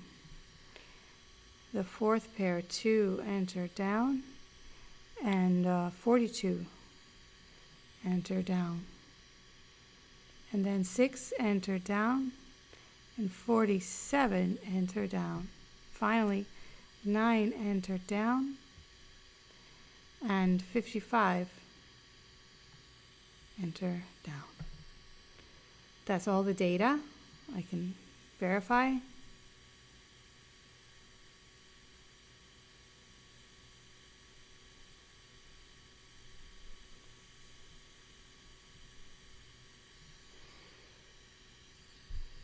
And now I can compute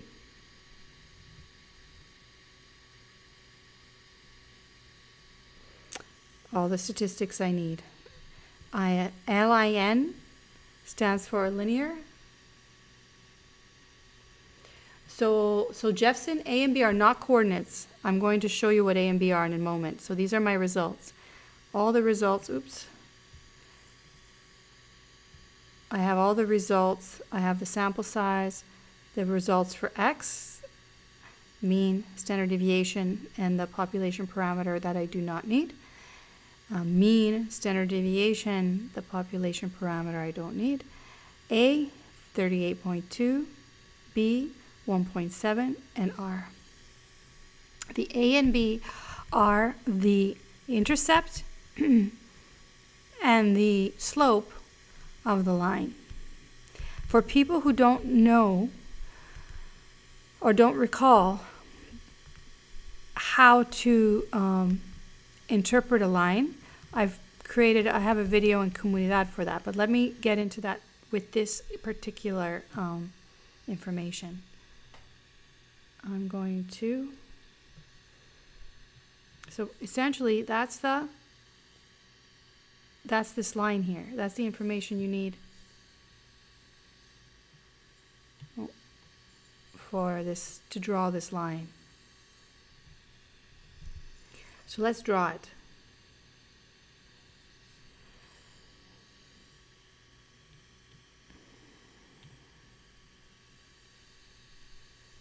My lines are not straight. Okay, so this was for cups of milk and height.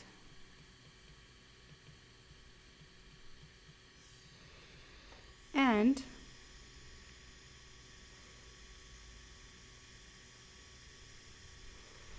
the A, I'm just going to round them to make it easy.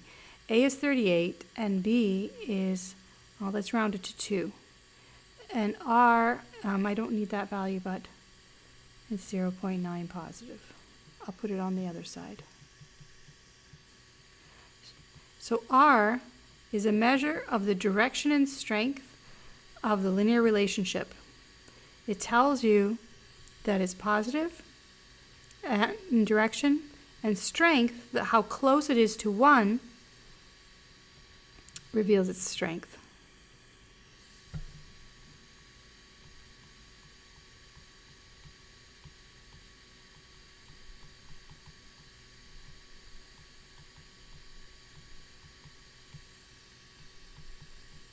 So because it's the measure of direction and strength of a linear relationship, you only use R for a line, okay, a linear relationship. So the A is known as the y-intercept.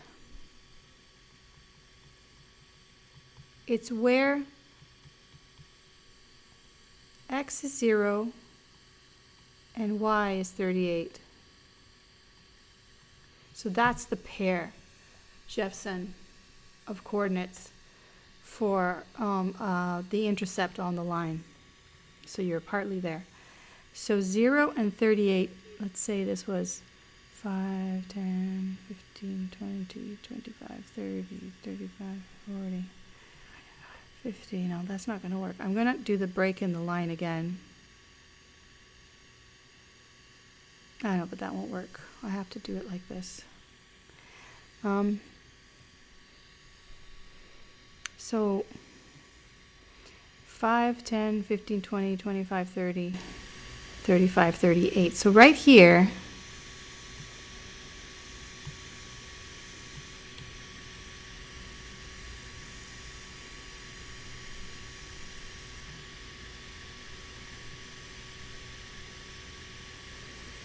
a little bit higher, right? x is 0 and y is 38. It's where the line intercepts the y-axis.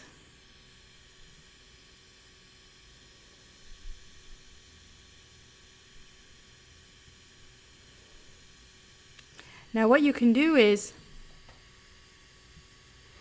draw a second point using the slope.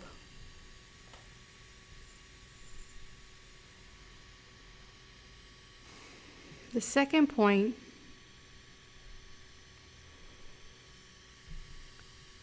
I'm not going to do that way just because it's a little bit, it's too much of a sketch. What I'm going to do instead, well, actually I could do that, couldn't I? I could do it, but that might be confusing. So what I want to do is determine the equation of this line. I have one point here, and I have a slope. With that information, I can determine the equation of the line. Maybe some of you can do it for me while I'm doing it.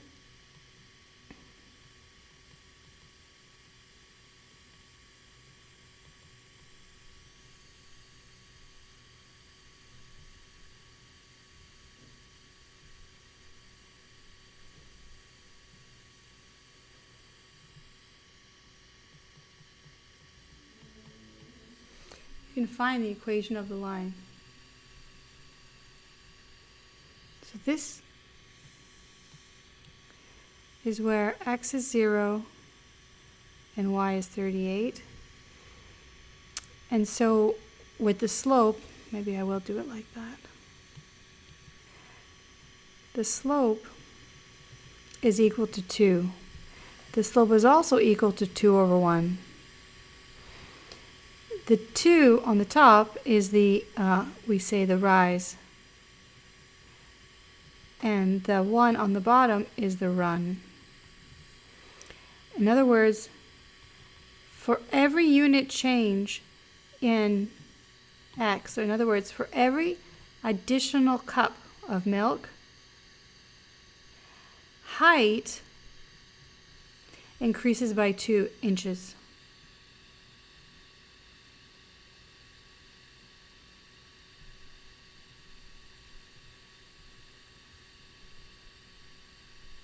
That's how you interpret the slope.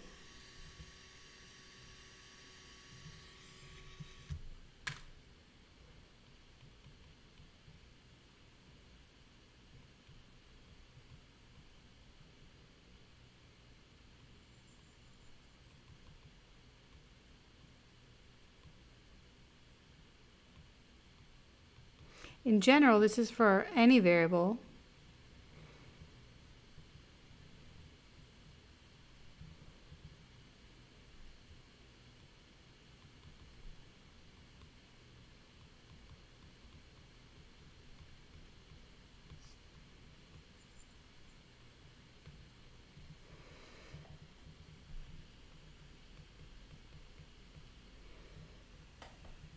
So that says, for each additional cup of milk, x, the variable x, height, the variable y, increases by 2, which is the slope. That's how you interpret the slope. So I can actually remember this was 38, and this is 40. So if I increase cup of milk by 1, I'll move this over.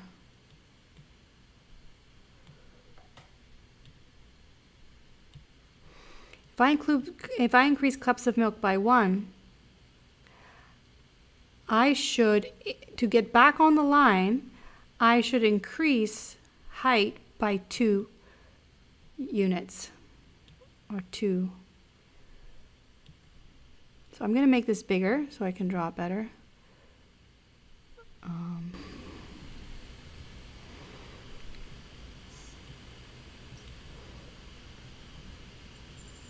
So that's 38, 39, 40, right? So let's say I increase milk by 1 unit. I have to increase height by 2. To make this to scale, let's say this was 1, and that's 2. So then I draw another dot. So 1 for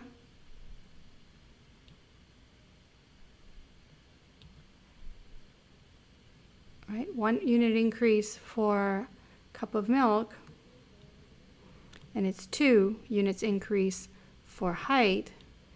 That's the slope, and I draw another dot here. Then I can join the points to make a line, the green line. Now this is hard. This is not.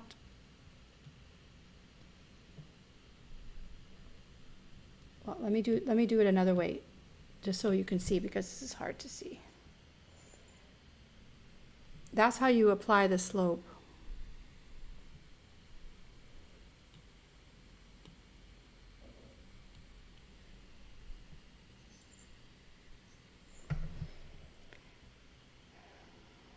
I'll make it bigger. I think it's better to see it bigger, okay? So the slope is a 1 unit change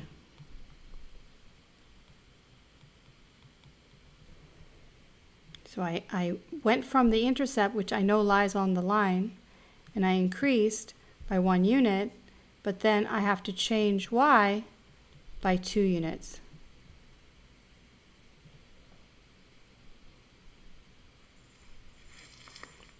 Questions?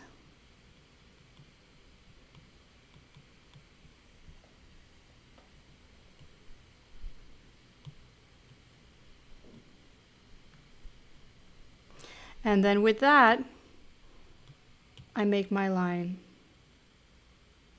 So to make a line, all you need is 2 points on the line. Using the slope and the y-intercept, I can make my line. I can draw it, and I can also determine the equation of the line, which is what we're going to do next. Any questions? Or you remember how to do this? Or you don't remember how to do this? Does this seem vaguely familiar?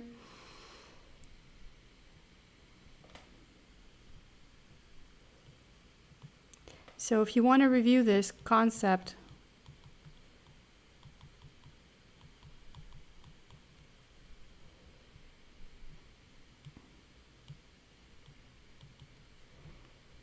okay, I made a video and you can watch that. All right, so for the equation of a line, the equation of the line is, I'm going to shrink this.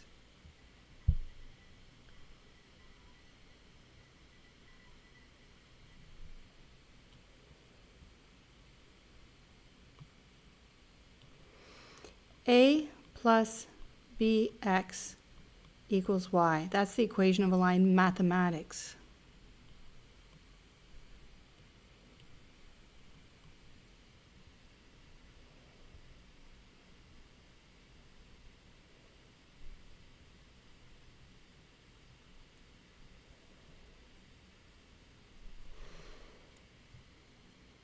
So what we have with the information given for our case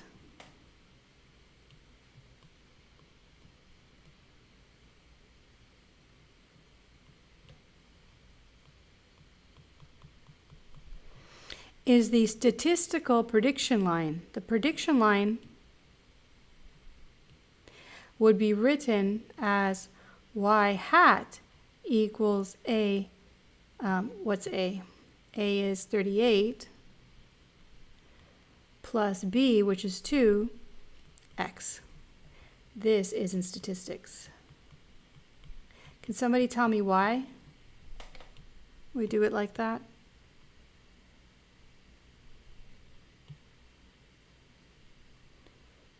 Why do I put the hat here?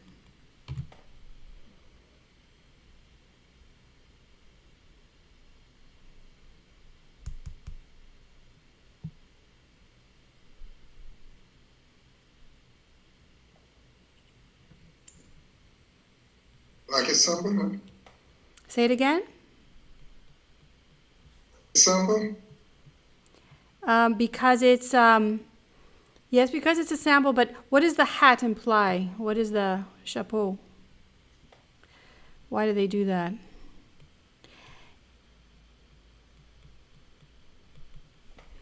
The chapeau is because the line doesn't touch all the points. This is just a prediction. It's not exact, and the line also is only in the range of values. You cannot use that prediction line outside. So, to compensate for the fact that we don't have a mathematical line, instead we have an estimated line. So if we go back to the data here, remember that line, the green line, it goes through these points. You cannot see, because of the way I drew it, you can't see the intercept, okay? It's going to go way low. But this is the green line, and the points are off. The observations are off the line. So that's one point.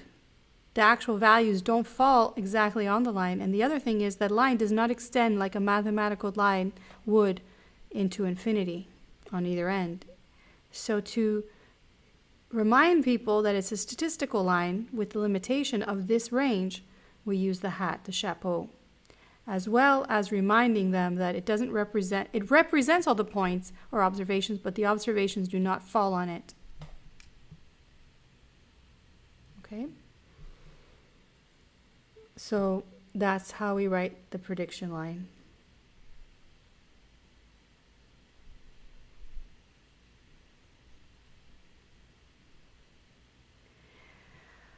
Okay, we are ready. Any questions about this, what I did here? This should be review. And I'm not going to expect you to draw the line. I just want you to remember what it means. It helps when you're learning. For the, you did a lot of things with a calculator, but is there any other way, simple, we can do it without using it, or probably how can you get it? I'm going to show you now. I'm going to show you now. Yeah, I'm going to show you now. Okay. So all we've done so far is talked about the review. This was back from Unit 2. So now let's open Unit 3 and talk about calculating R. All right. We have 45 minutes. So here is the formula for R. So we're going to calculate R. You guys can read the notes afterward. This is the formula for R. What do you recognize?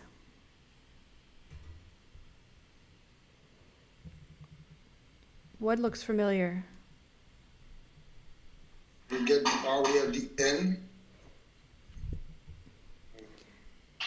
All right.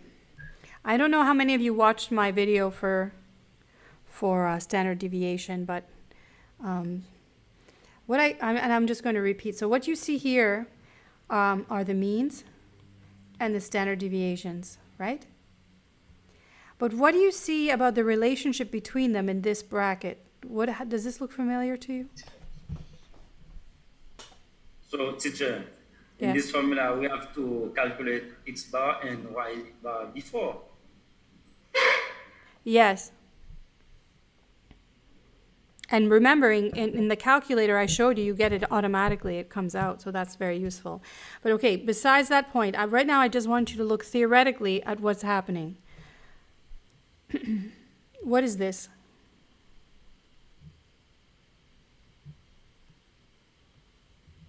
What does this look familiar? This expression? This equation? Oh yes, Jeffson's got it. This is standardization. We are converting the values into their standardized version. This is like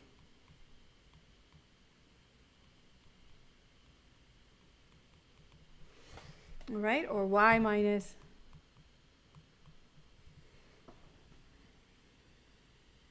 To avoid confusion, I'll erase that, but it's on both. So what the formula does is it standardizes each value, and then what does this mean? This means sum, right? So it's multiplying the standardized values and doing this. Whenever you see these symbols like this, summation and then the sample size, whenever you see these, you should think to yourself, it's an average. Remember, statistics is about averages or expected values and relative measures. This is like an average. I'm summing the values and dividing by the total. Now it's one less, and I go into a long discussion in the videos explaining why I do that, but for the sample statistics, for the standard deviation, that's what happens, and for here as well. And it's due to the fact that inside of the formula, when you calculate a statistic, you use an estimate. Now it's a pair of values, so you lose what's called 1 degree of freedom. So when you average, it reduces this by 1. So what's happening here is it's capturing, this is capturing the interpretation that we made in determining the trend. Remember, I was saying, is this, when X is high, is Y high or low? Well, this will capture that relationship. If X is high,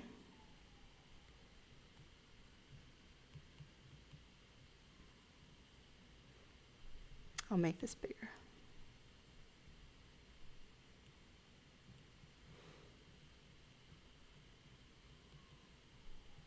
What will this expression be, positive or negative, if X is high? Will this be positive or negative?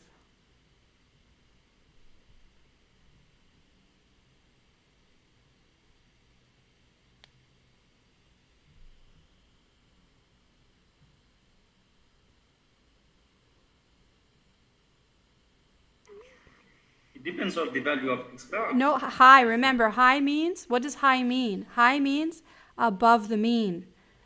That's how we interpret high. So when X is high, what will this expression be? Positive or negative? It will be positive. It will be positive. So when X is high, that means above the mean, this will be positive. And when Y is high, what will this expression be? Positive or negative? Positive.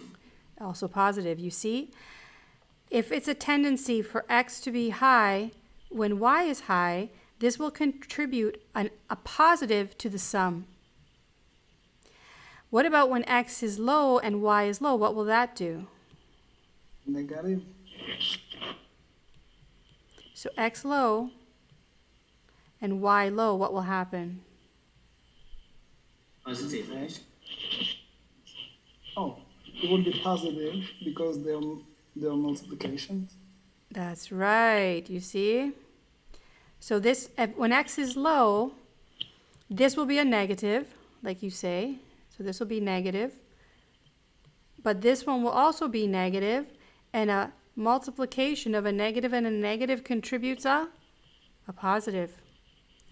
So that's how this formula captures the tendency and makes the R positive. Let's do the opposite now. Let's check for what happens. What about when X is low and Y is high? What will you get? Negative. Negative. So when X is low, this will be negative, and this will be positive, and it will contribute a negative. Negative. And if you do this enough, if the tendency is consistent when X low, high, Y high, if it's an opposite relationship, R will contribute, the negatives will be contributed to the sum, and R will become negative. So this is how the formula works, all right? And to calculate the formula, I have, to calculate the R,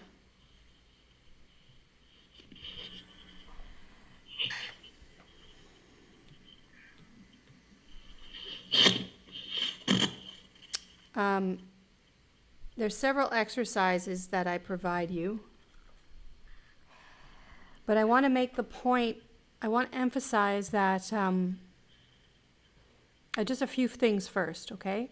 I want to go through these comments here and then talk about, we don't have too much time. So I'll ask you to read the comments and realize that R is an index. R is an index. It's once you calculate R, it's not a percentage or anything like that. It's just an index, and it's an index between -1 and +1. That's it. All right? And it's achieved because you're canceling out the units from top to bottom.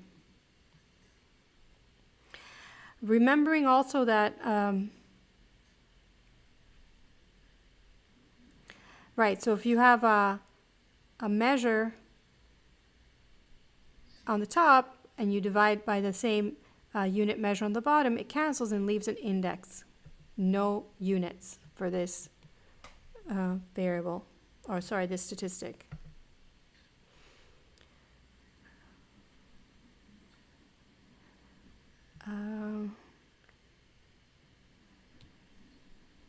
I think I'll just get into this. I make some calculations here for this data. You can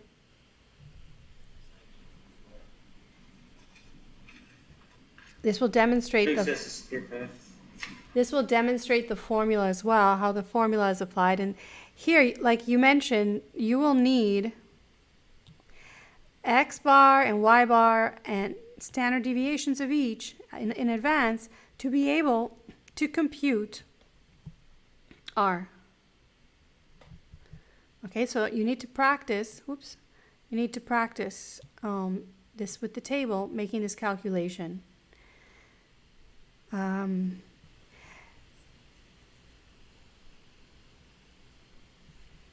This is a tabular method using the variable, using the formula in this way. Okay? However, the formula can also be written a different way and have an interpretation that's also useful, right? So I used this version of the formula because there's different ways, variety of ways you can write this, just to demonstrate that we're standardizing the values, and I was showing you how R picks up the sign of the relationship. But I could write that in another way. Now, since your math is very good, I tend to find Haitian math is better than any math I've ever seen.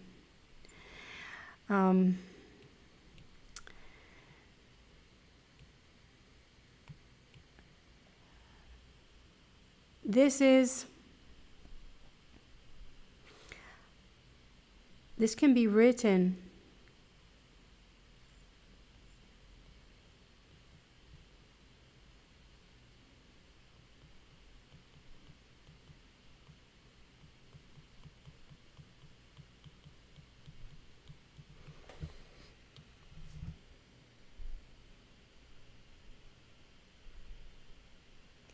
Can I write this as well?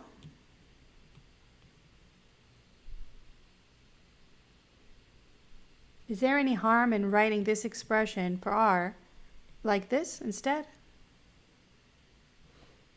Remember, this is a constant. This is a value, a predetermined value we've already computed, and it doesn't require that it's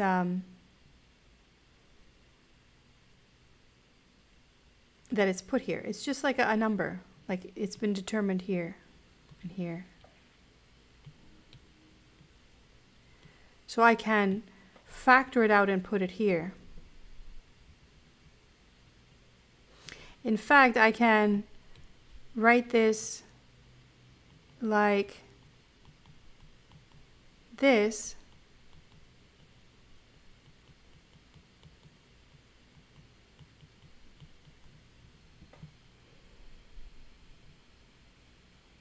as well. Would you agree?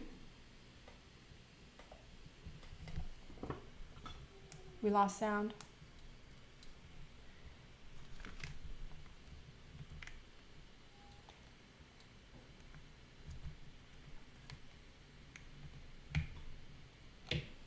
Sorry.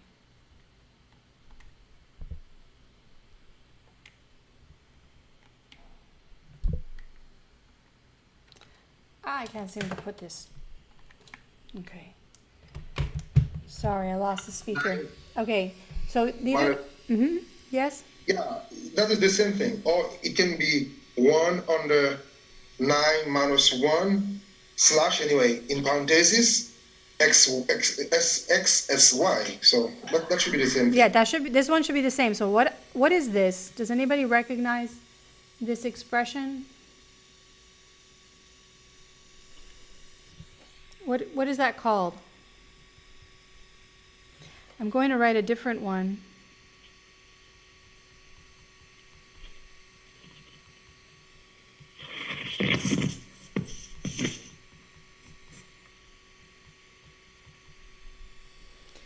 Oh, sorry, that's not what I wanted to write.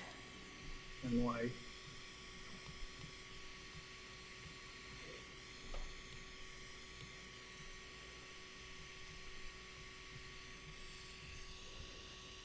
Oh, I did it again. I want to write this. Okay. What is that? What I've just written. What is this? Variance. Very good. That's called the variance. So this is called variance.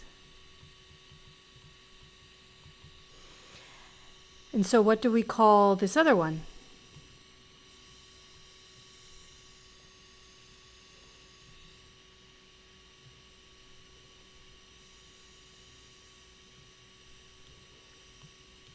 This is called covariance.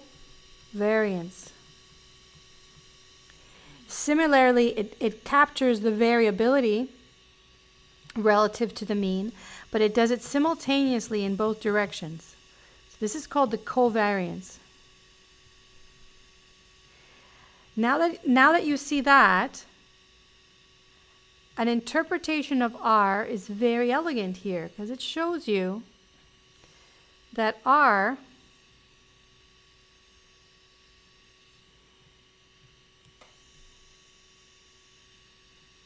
is equal to the covariance of x and y divided by sx and sy. In this way, covariance is a measure of the relationship between x and y as well. And I provide you a table below where you can calculate the covariance.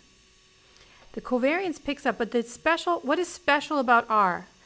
A covariance will also, it'll capture the direction, like positive or negative, of the relationship. But it has difficulty in the interpretation of strength. R is the best measure we have for the direction and strength.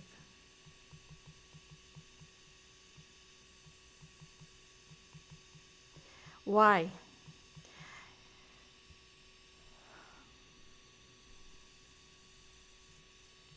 From variables to variables, the values could be very different. You could be trying to relate, and it needs to be between two quantitative variables that you calculate correlation and covariance.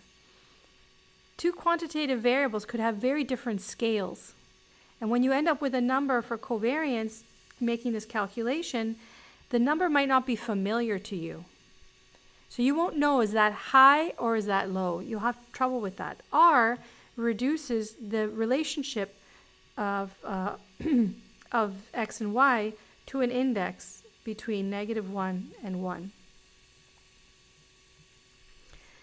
It does that by dividing by sx and sy. This is a form of standardization. Okay? So taking the covariance and standardizing it gives you an elegant measure of direction and strength of the linear relationship between two quantitative variables.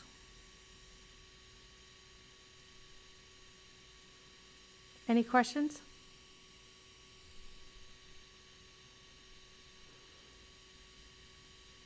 So R is a standardized covariance. Covariance is really what's capturing that tendency. But in terms of the strength of the tendency, it's better to use R.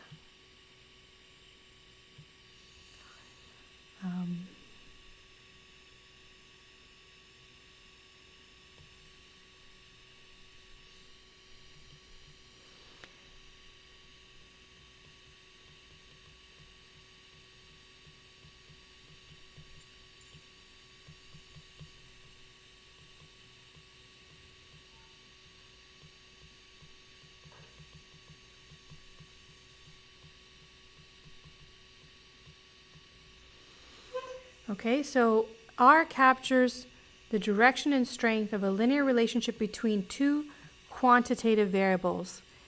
What does that exclude?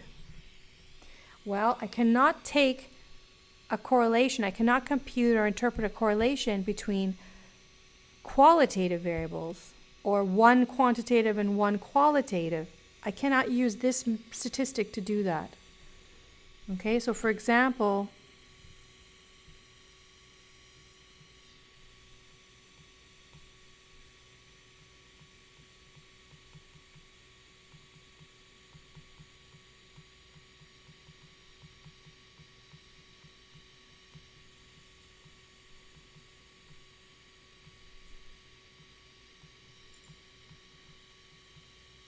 you cannot use R to compute and interpret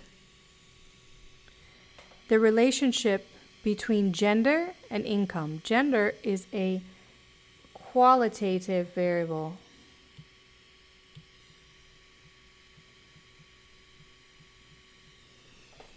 All right?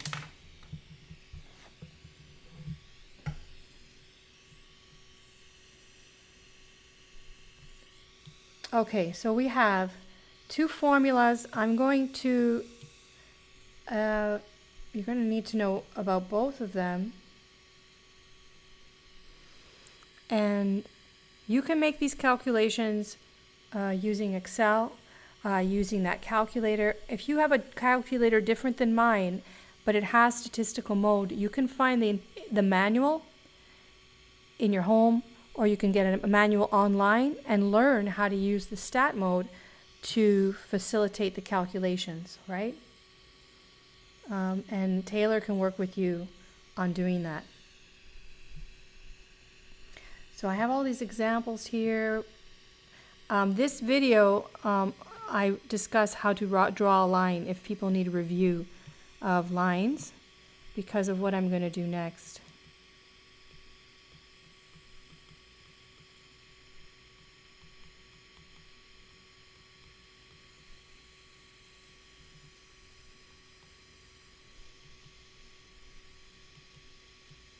There's a video on the platform for that. Okay, so we're at the final calculation, and then I'm going to leave you until I hear from you again. You guys can contact me if you have questions, but I'm confident that Taylor can help fill the gaps. So as I described, we want this prediction line that falls evenly between all the points in the vertical direction. We want to minimize the sum of the squared residuals using optimization techniques or calculus. We don't have to do that, not in this course and not in reality. That's done. That's already been done, and simplification formulas have been derived. So I'm going to show you the steps to computing the line.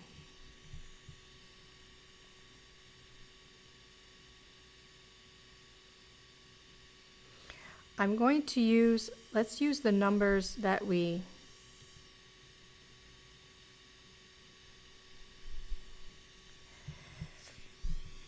We're going to use the numbers that we have for the example of milk and height. And then you have other exercises here to review. To calculating the line manually, there's 3 steps, okay? First comes from the awareness that the line that fits closest to all the points must fall between the means. That regression line must float or fall right on to the means, because in each direction, the point that fits closest to all the other points is the mean. Remember, the mean is the balancing point of the distribution. So it will balance out the values in a histogram. Similarly, it turns out that it's the closest of all the values to the observations. Now, it might not actually be an observation, it'll just be the mean of the observations in this direction. So first step is to realize this point must fall on the line. Must. So that's good, because we can calculate that with our data. Second, the slope is this formula here. Notice this is important. You should be aware that the slope and the correlation have to have the same sign. Why do I say that? Can someone tell me why I know that?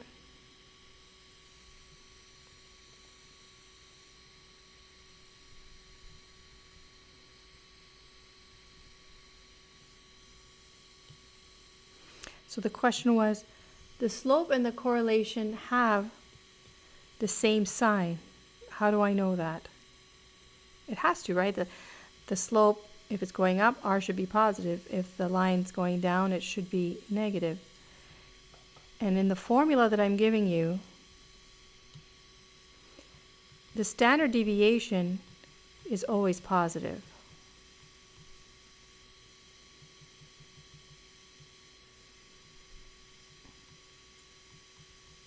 They'll always be positive.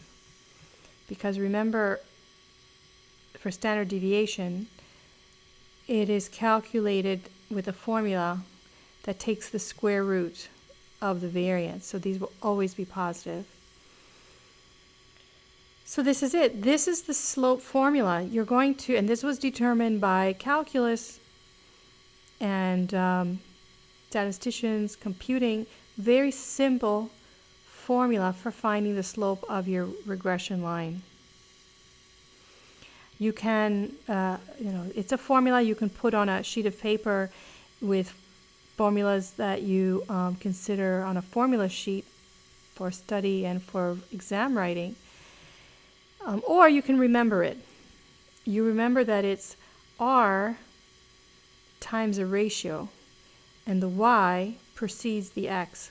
So R times SY over SX, that spells risk. This is often, the slope is a measure of risk in finance, the slope of a set of variables, and I do give you an example of that. If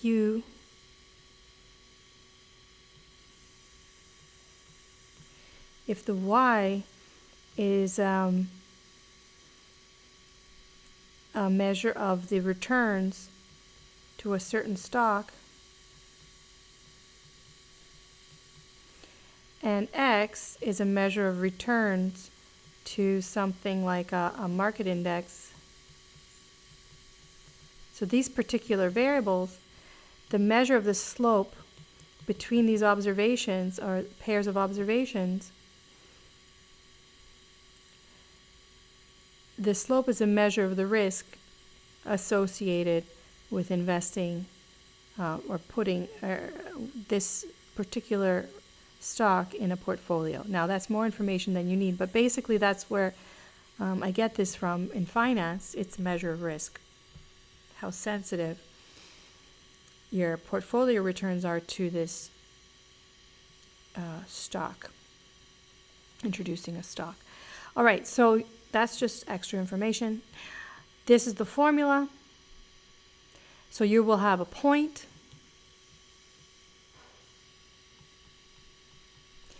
You will have a slope. With a point and a slope, you can calculate the equation of the line, because you can get the intercept doing this calculation and then find this line. So we have some time. Let's try this together with the information that we have on the example. So let's get I'm going to put information here.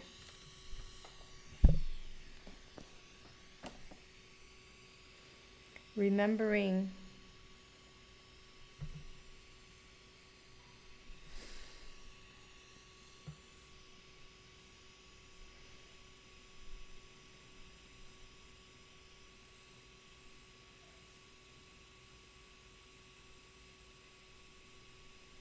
so we need the mean. I'll reproduce all these numbers for you. I'm just showing you. That's the mean and the standard deviation. We need those. Those need to be calculated in advance. So the fastest way to get those is to know how to do this on your calculator or how to use Excel. All right. So I'm going to get those and put those here. So for height versus milk,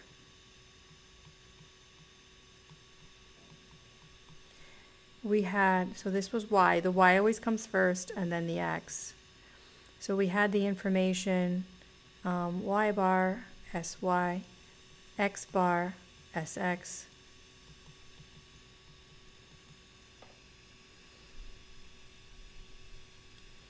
x bar was 8 point. I'm going to make this as easy as possible. I'm simply going to round up these numbers. So x bar is 8 and sx is 4. Y bar is 52 and sy is 7. All right? So with those numbers, first step is to realize that the line must fall on x bar, y bar. Has to. Because the means are closest to all the points in their direction. So that's going to be 8 and 52. Second, the slope. The slope is a formula I give you that statisticians determined will give me the slope. Oh, and the R was 0.91, right? So I'll just say 0.9. So this is all information that I got from here, A, B, R, 0.9.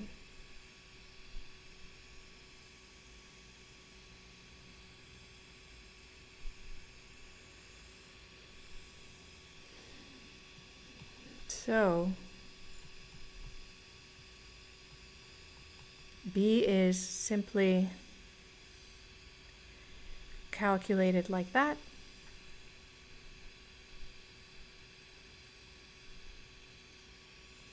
So the slope is 0.51. Does anyone have a different result?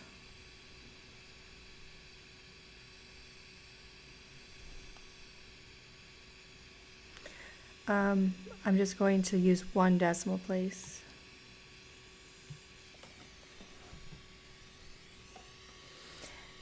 And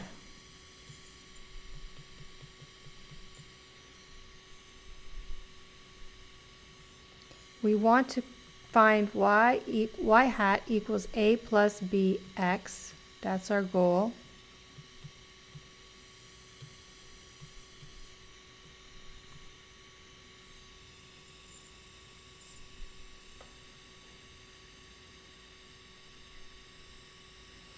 But we're using the line to do it. And the line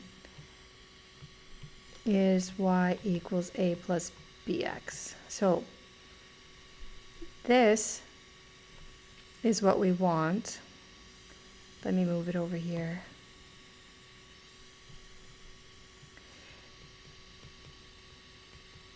And what do I have? Let's enter what I have so far.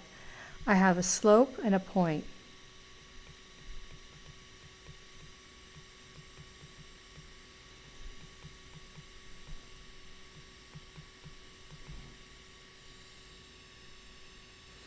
So I'm going to use those two sets of information in my formula to solve for the unknown, which is the third step.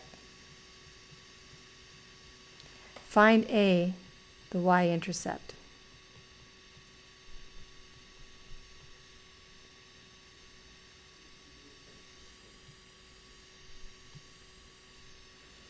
So y, so this is x, and this is y, right?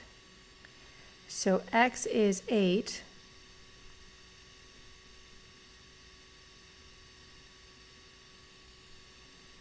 Sorry, y is 52. A is not known. B is 0.5, and x is 8. So now we can solve for A.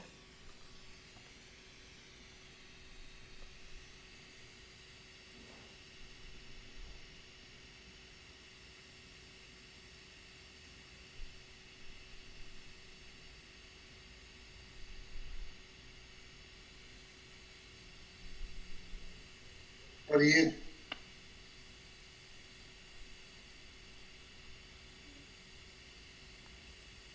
A is 48. Very good, thank you, 48. So we have now found A, we already have B, and that's all we need. So our final answer is that the line is y equals A of 48 plus 0.5x. Now this is slightly different with a hat, slightly different than the calculator gave because we rounded all our values, but that's just to make the calculation.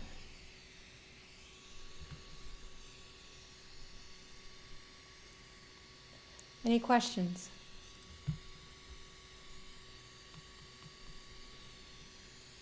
So what does it mean?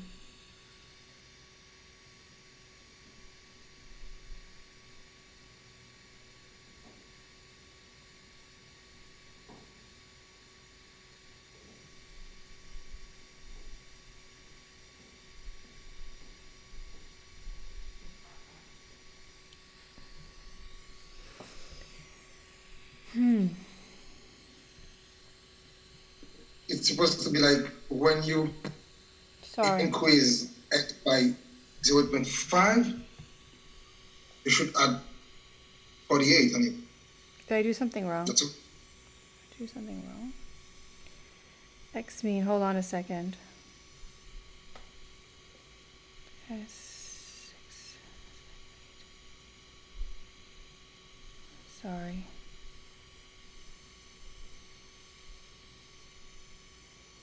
One moment. The numbers are just so different that it can be confusing.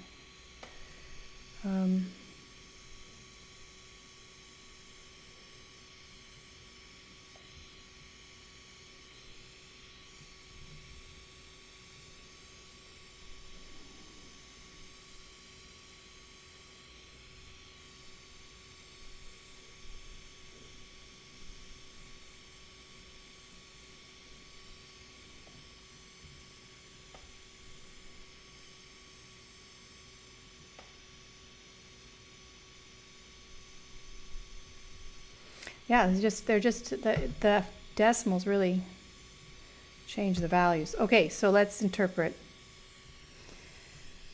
Let's interpret.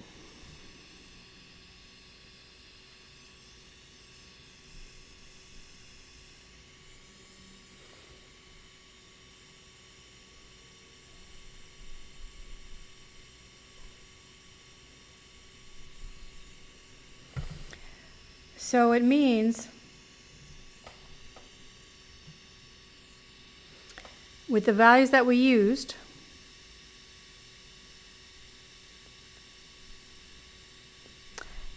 we interpret the slope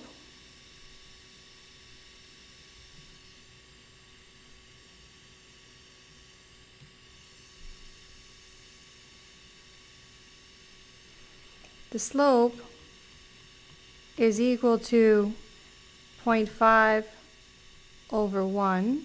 This is the change in y over change in x.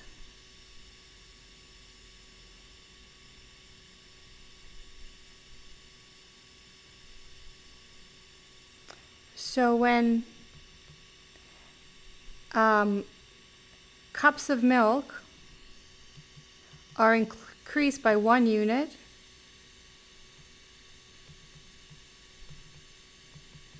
we estimate that the height increases by 0.5. Now this is because we rounded, we have slightly different answers. It's significantly different, but the point is that making the calculations, that's the interpretation. For each additional cup of milk, height increases by 0.5 inches. That's the interpretation. And for the intercept, for the y-intercept, sorry, pardon? Can you please repeat the interpretation for me, please? Okay, I'll write it here.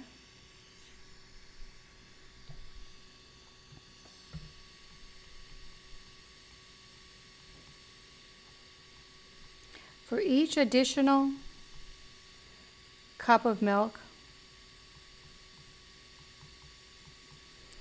consumed, there's a tendency, right? Height appears to increase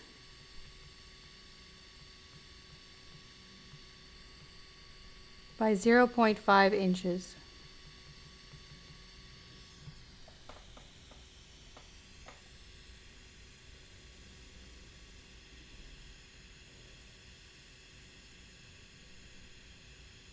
That's the slopes interpretation.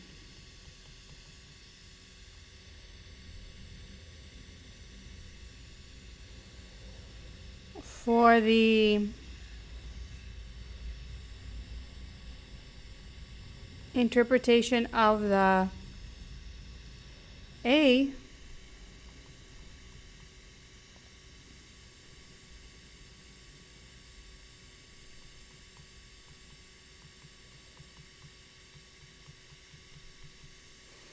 it says that if children of age 10 drink no milk,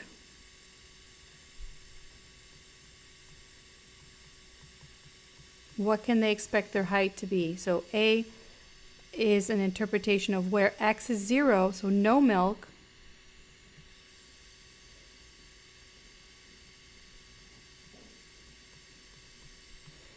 How tall do they expect to be?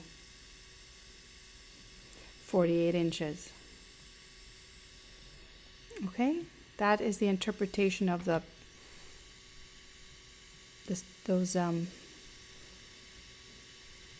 parameters. Or these are actually considered statistics as well, because they're from a sample, meant to estimate the parameters. So these are, yeah. So that's the slope and the y-intercept. So some of you will need some review of lines, and maybe you can ask Doran to help you with that. Don't spend too much time on reviewing lines. It's more important that you can just make the interpretation, all right?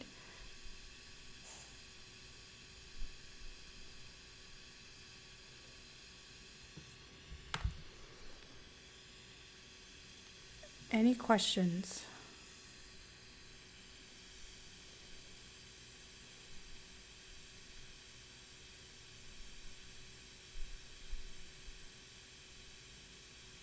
A question. Yes.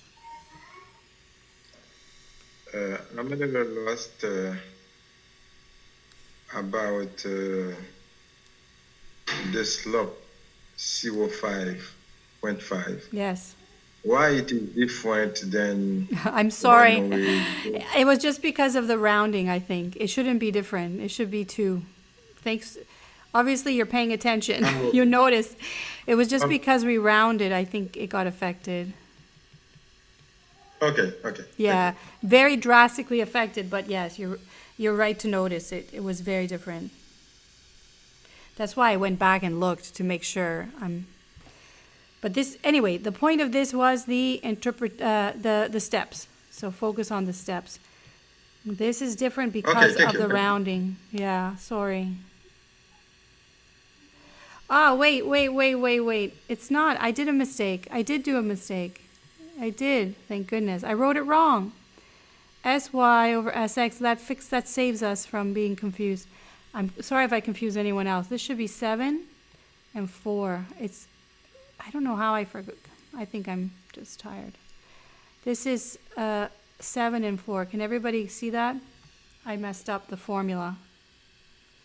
I know this formula. I just fell asleep, I guess. Okay, yes. Now it makes more sense. Now we get 2, and it's correct. Yes.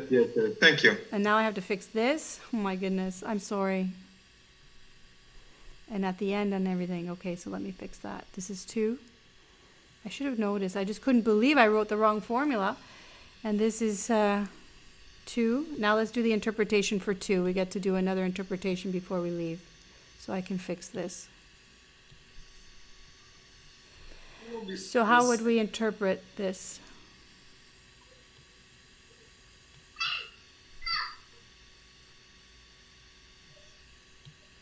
Have I corrected everything? Oh, we have to fix everything. Okay, fixing this one.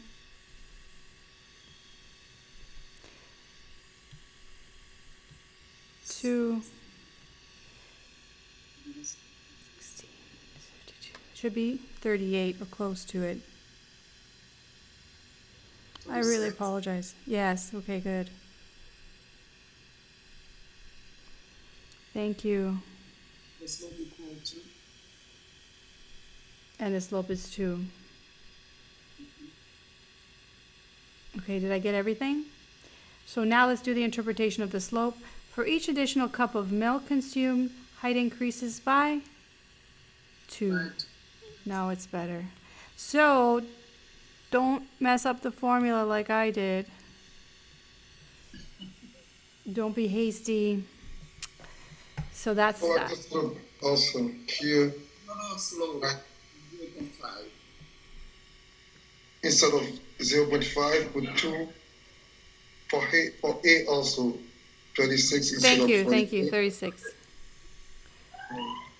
So, very good. You guys are awake and following. Very good. 36. Now it corresponds with what we had before. Another slope below. Another slope below. Yep, you're right. Okay, now take a picture of this as the correct answer. Am I done though? Did I finish? Point X, Y.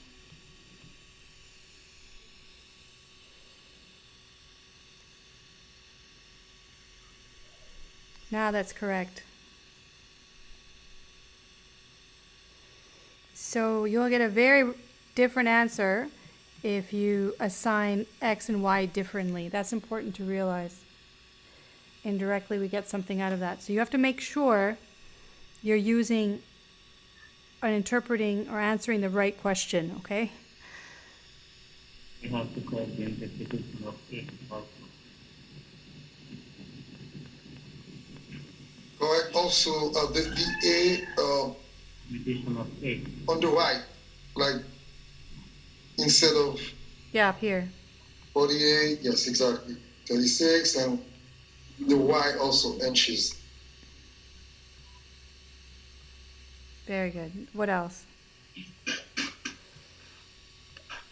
I hope it didn't confuse anyone. It sounds like you were on top of it. So, but that was the source. I rewrote the wrong formula somehow.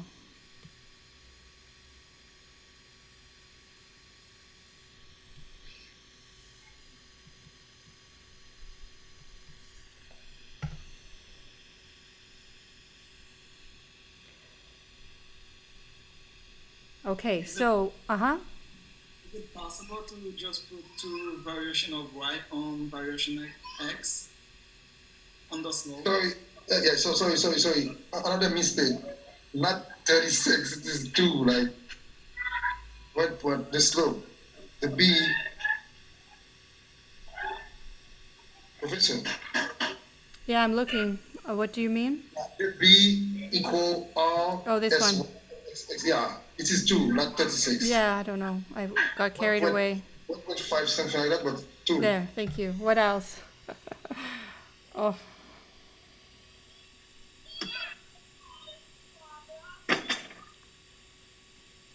was there another question or somebody was commenting? Good.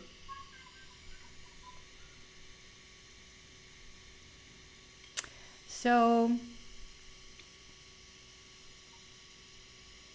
I know you already talked about the midterm exam. yes. Can you do another review of what to expect? Like what to expect? But the exams, the midterms that I have online will give you the what to expect. You know, All right. those are similar questions, similar problems. Okay. I promise you, it won't be as difficult. It will Will it be be the- it will be easier than those. So only for 15 minutes?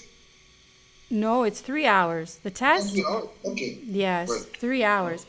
So As you know, teacher Teresa, we have a lot of things. yeah, so the test will not be as If you could difficult. summarize for us the most important, we have to study to prepare for the test. It will be a good help for us. My recommendation is to study those midterms. To study those tests. Study those tests, and you'll see. Let me see if I can open my page.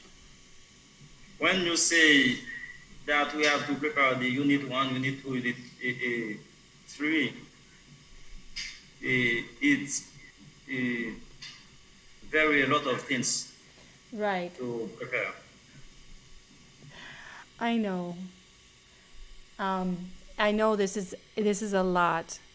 The statistics is a lot, and we have that every time I teach. It's a challenge for a lot of material. But you see here, the midterms are here. Just go to the midterms and start studying them. That will give you an idea of what you need. If you could write us by email, for example, and resume what you want to tell us, it will be good too. But you need to practice.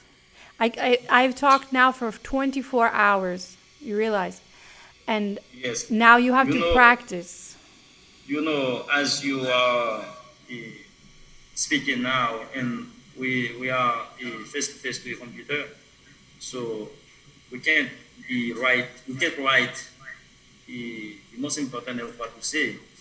If you could resume for us and send us a little text in which you resume for us what is the most important to prepare. But if for I the test. if I summarize, then it's more things for you to write down that you don't have time to write. You see, the best use of your time is to attempt the problems and use common sense. Use your common sense, your best sense, to answer the problems. And then if common sense fails, look at the notes, talk to Taylor, or let me know. You learn many things, but my recommendation is just go to the problems. Go right to the problems, and you will find out your strengths and weaknesses. That's my best. If I start talking some more or give you more to read or see, it's just more, and you don't have time. In the end, you have to answer these problems. So this is what you need to practice, okay? Professor, Yes. the exam will be in class or online? Why, are you attending class? I didn't know. You are? I will just be online. I will put it in this in Comunidad, just like you see it will appear. Oops. Because it will be difficult for us. Eventually, there can be quality trouble in the country. Yeah. So what if, so do you think that the connection is good at the school? Yes, the connection is good at school, but as the other students just tell you, that we can have some trouble in the country, but there is a lot of students that are not in Port-au-Prince, Okay. in the outside of Port-au-Prince, the other departments. So how do you suggest, how can I do it? So you We have to do it online, but psychologically, Okay. You want more time. You want more time. That's what you need. Yeah. So I'm fine. I can give you well, the problem is that everybody has a different schedule. This is the problem. And you have a class, do you not have a class with us, Aspilaire the next day? On Saturday? sure, yes, of course. sure, we have class with him. So if I post the exam at 5 p.m., I can leave it to midnight. I don't mind, but I don't want you to be so tired, Okay, no problem. Okay, you can give us all the night to Sure. okay, thank you. Until midnight. Ask and you will receive. Yeah, till midnight. Or if you want, if you need longer, you should let me know. But I don't think you should stay up because you need to rest, for your class. Okay. But you can let me know if you think you need more time. Okay. Because in May we'll have a lot of things to think in May. Yeah. So As Professor, what else an idea? sorry. Professor, Yes. one else idea. So, if it is possible, you can send us by mail also the exam.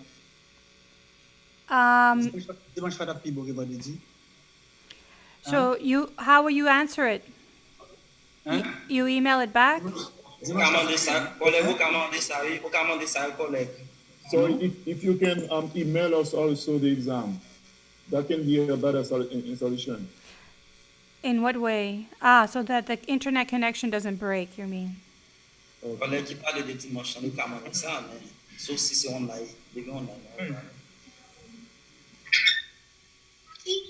Sunday could be a better day for the exam. Right. You can decide with Doran and La Tortue and Aspilaire what's the best because I don't mind. From my perspective, I will put it there or I will email it. I will do whatever you want. Sunday is better. Sunday is better? Yes, I think so. On the So can you talk to Dorant and make it official with all the students?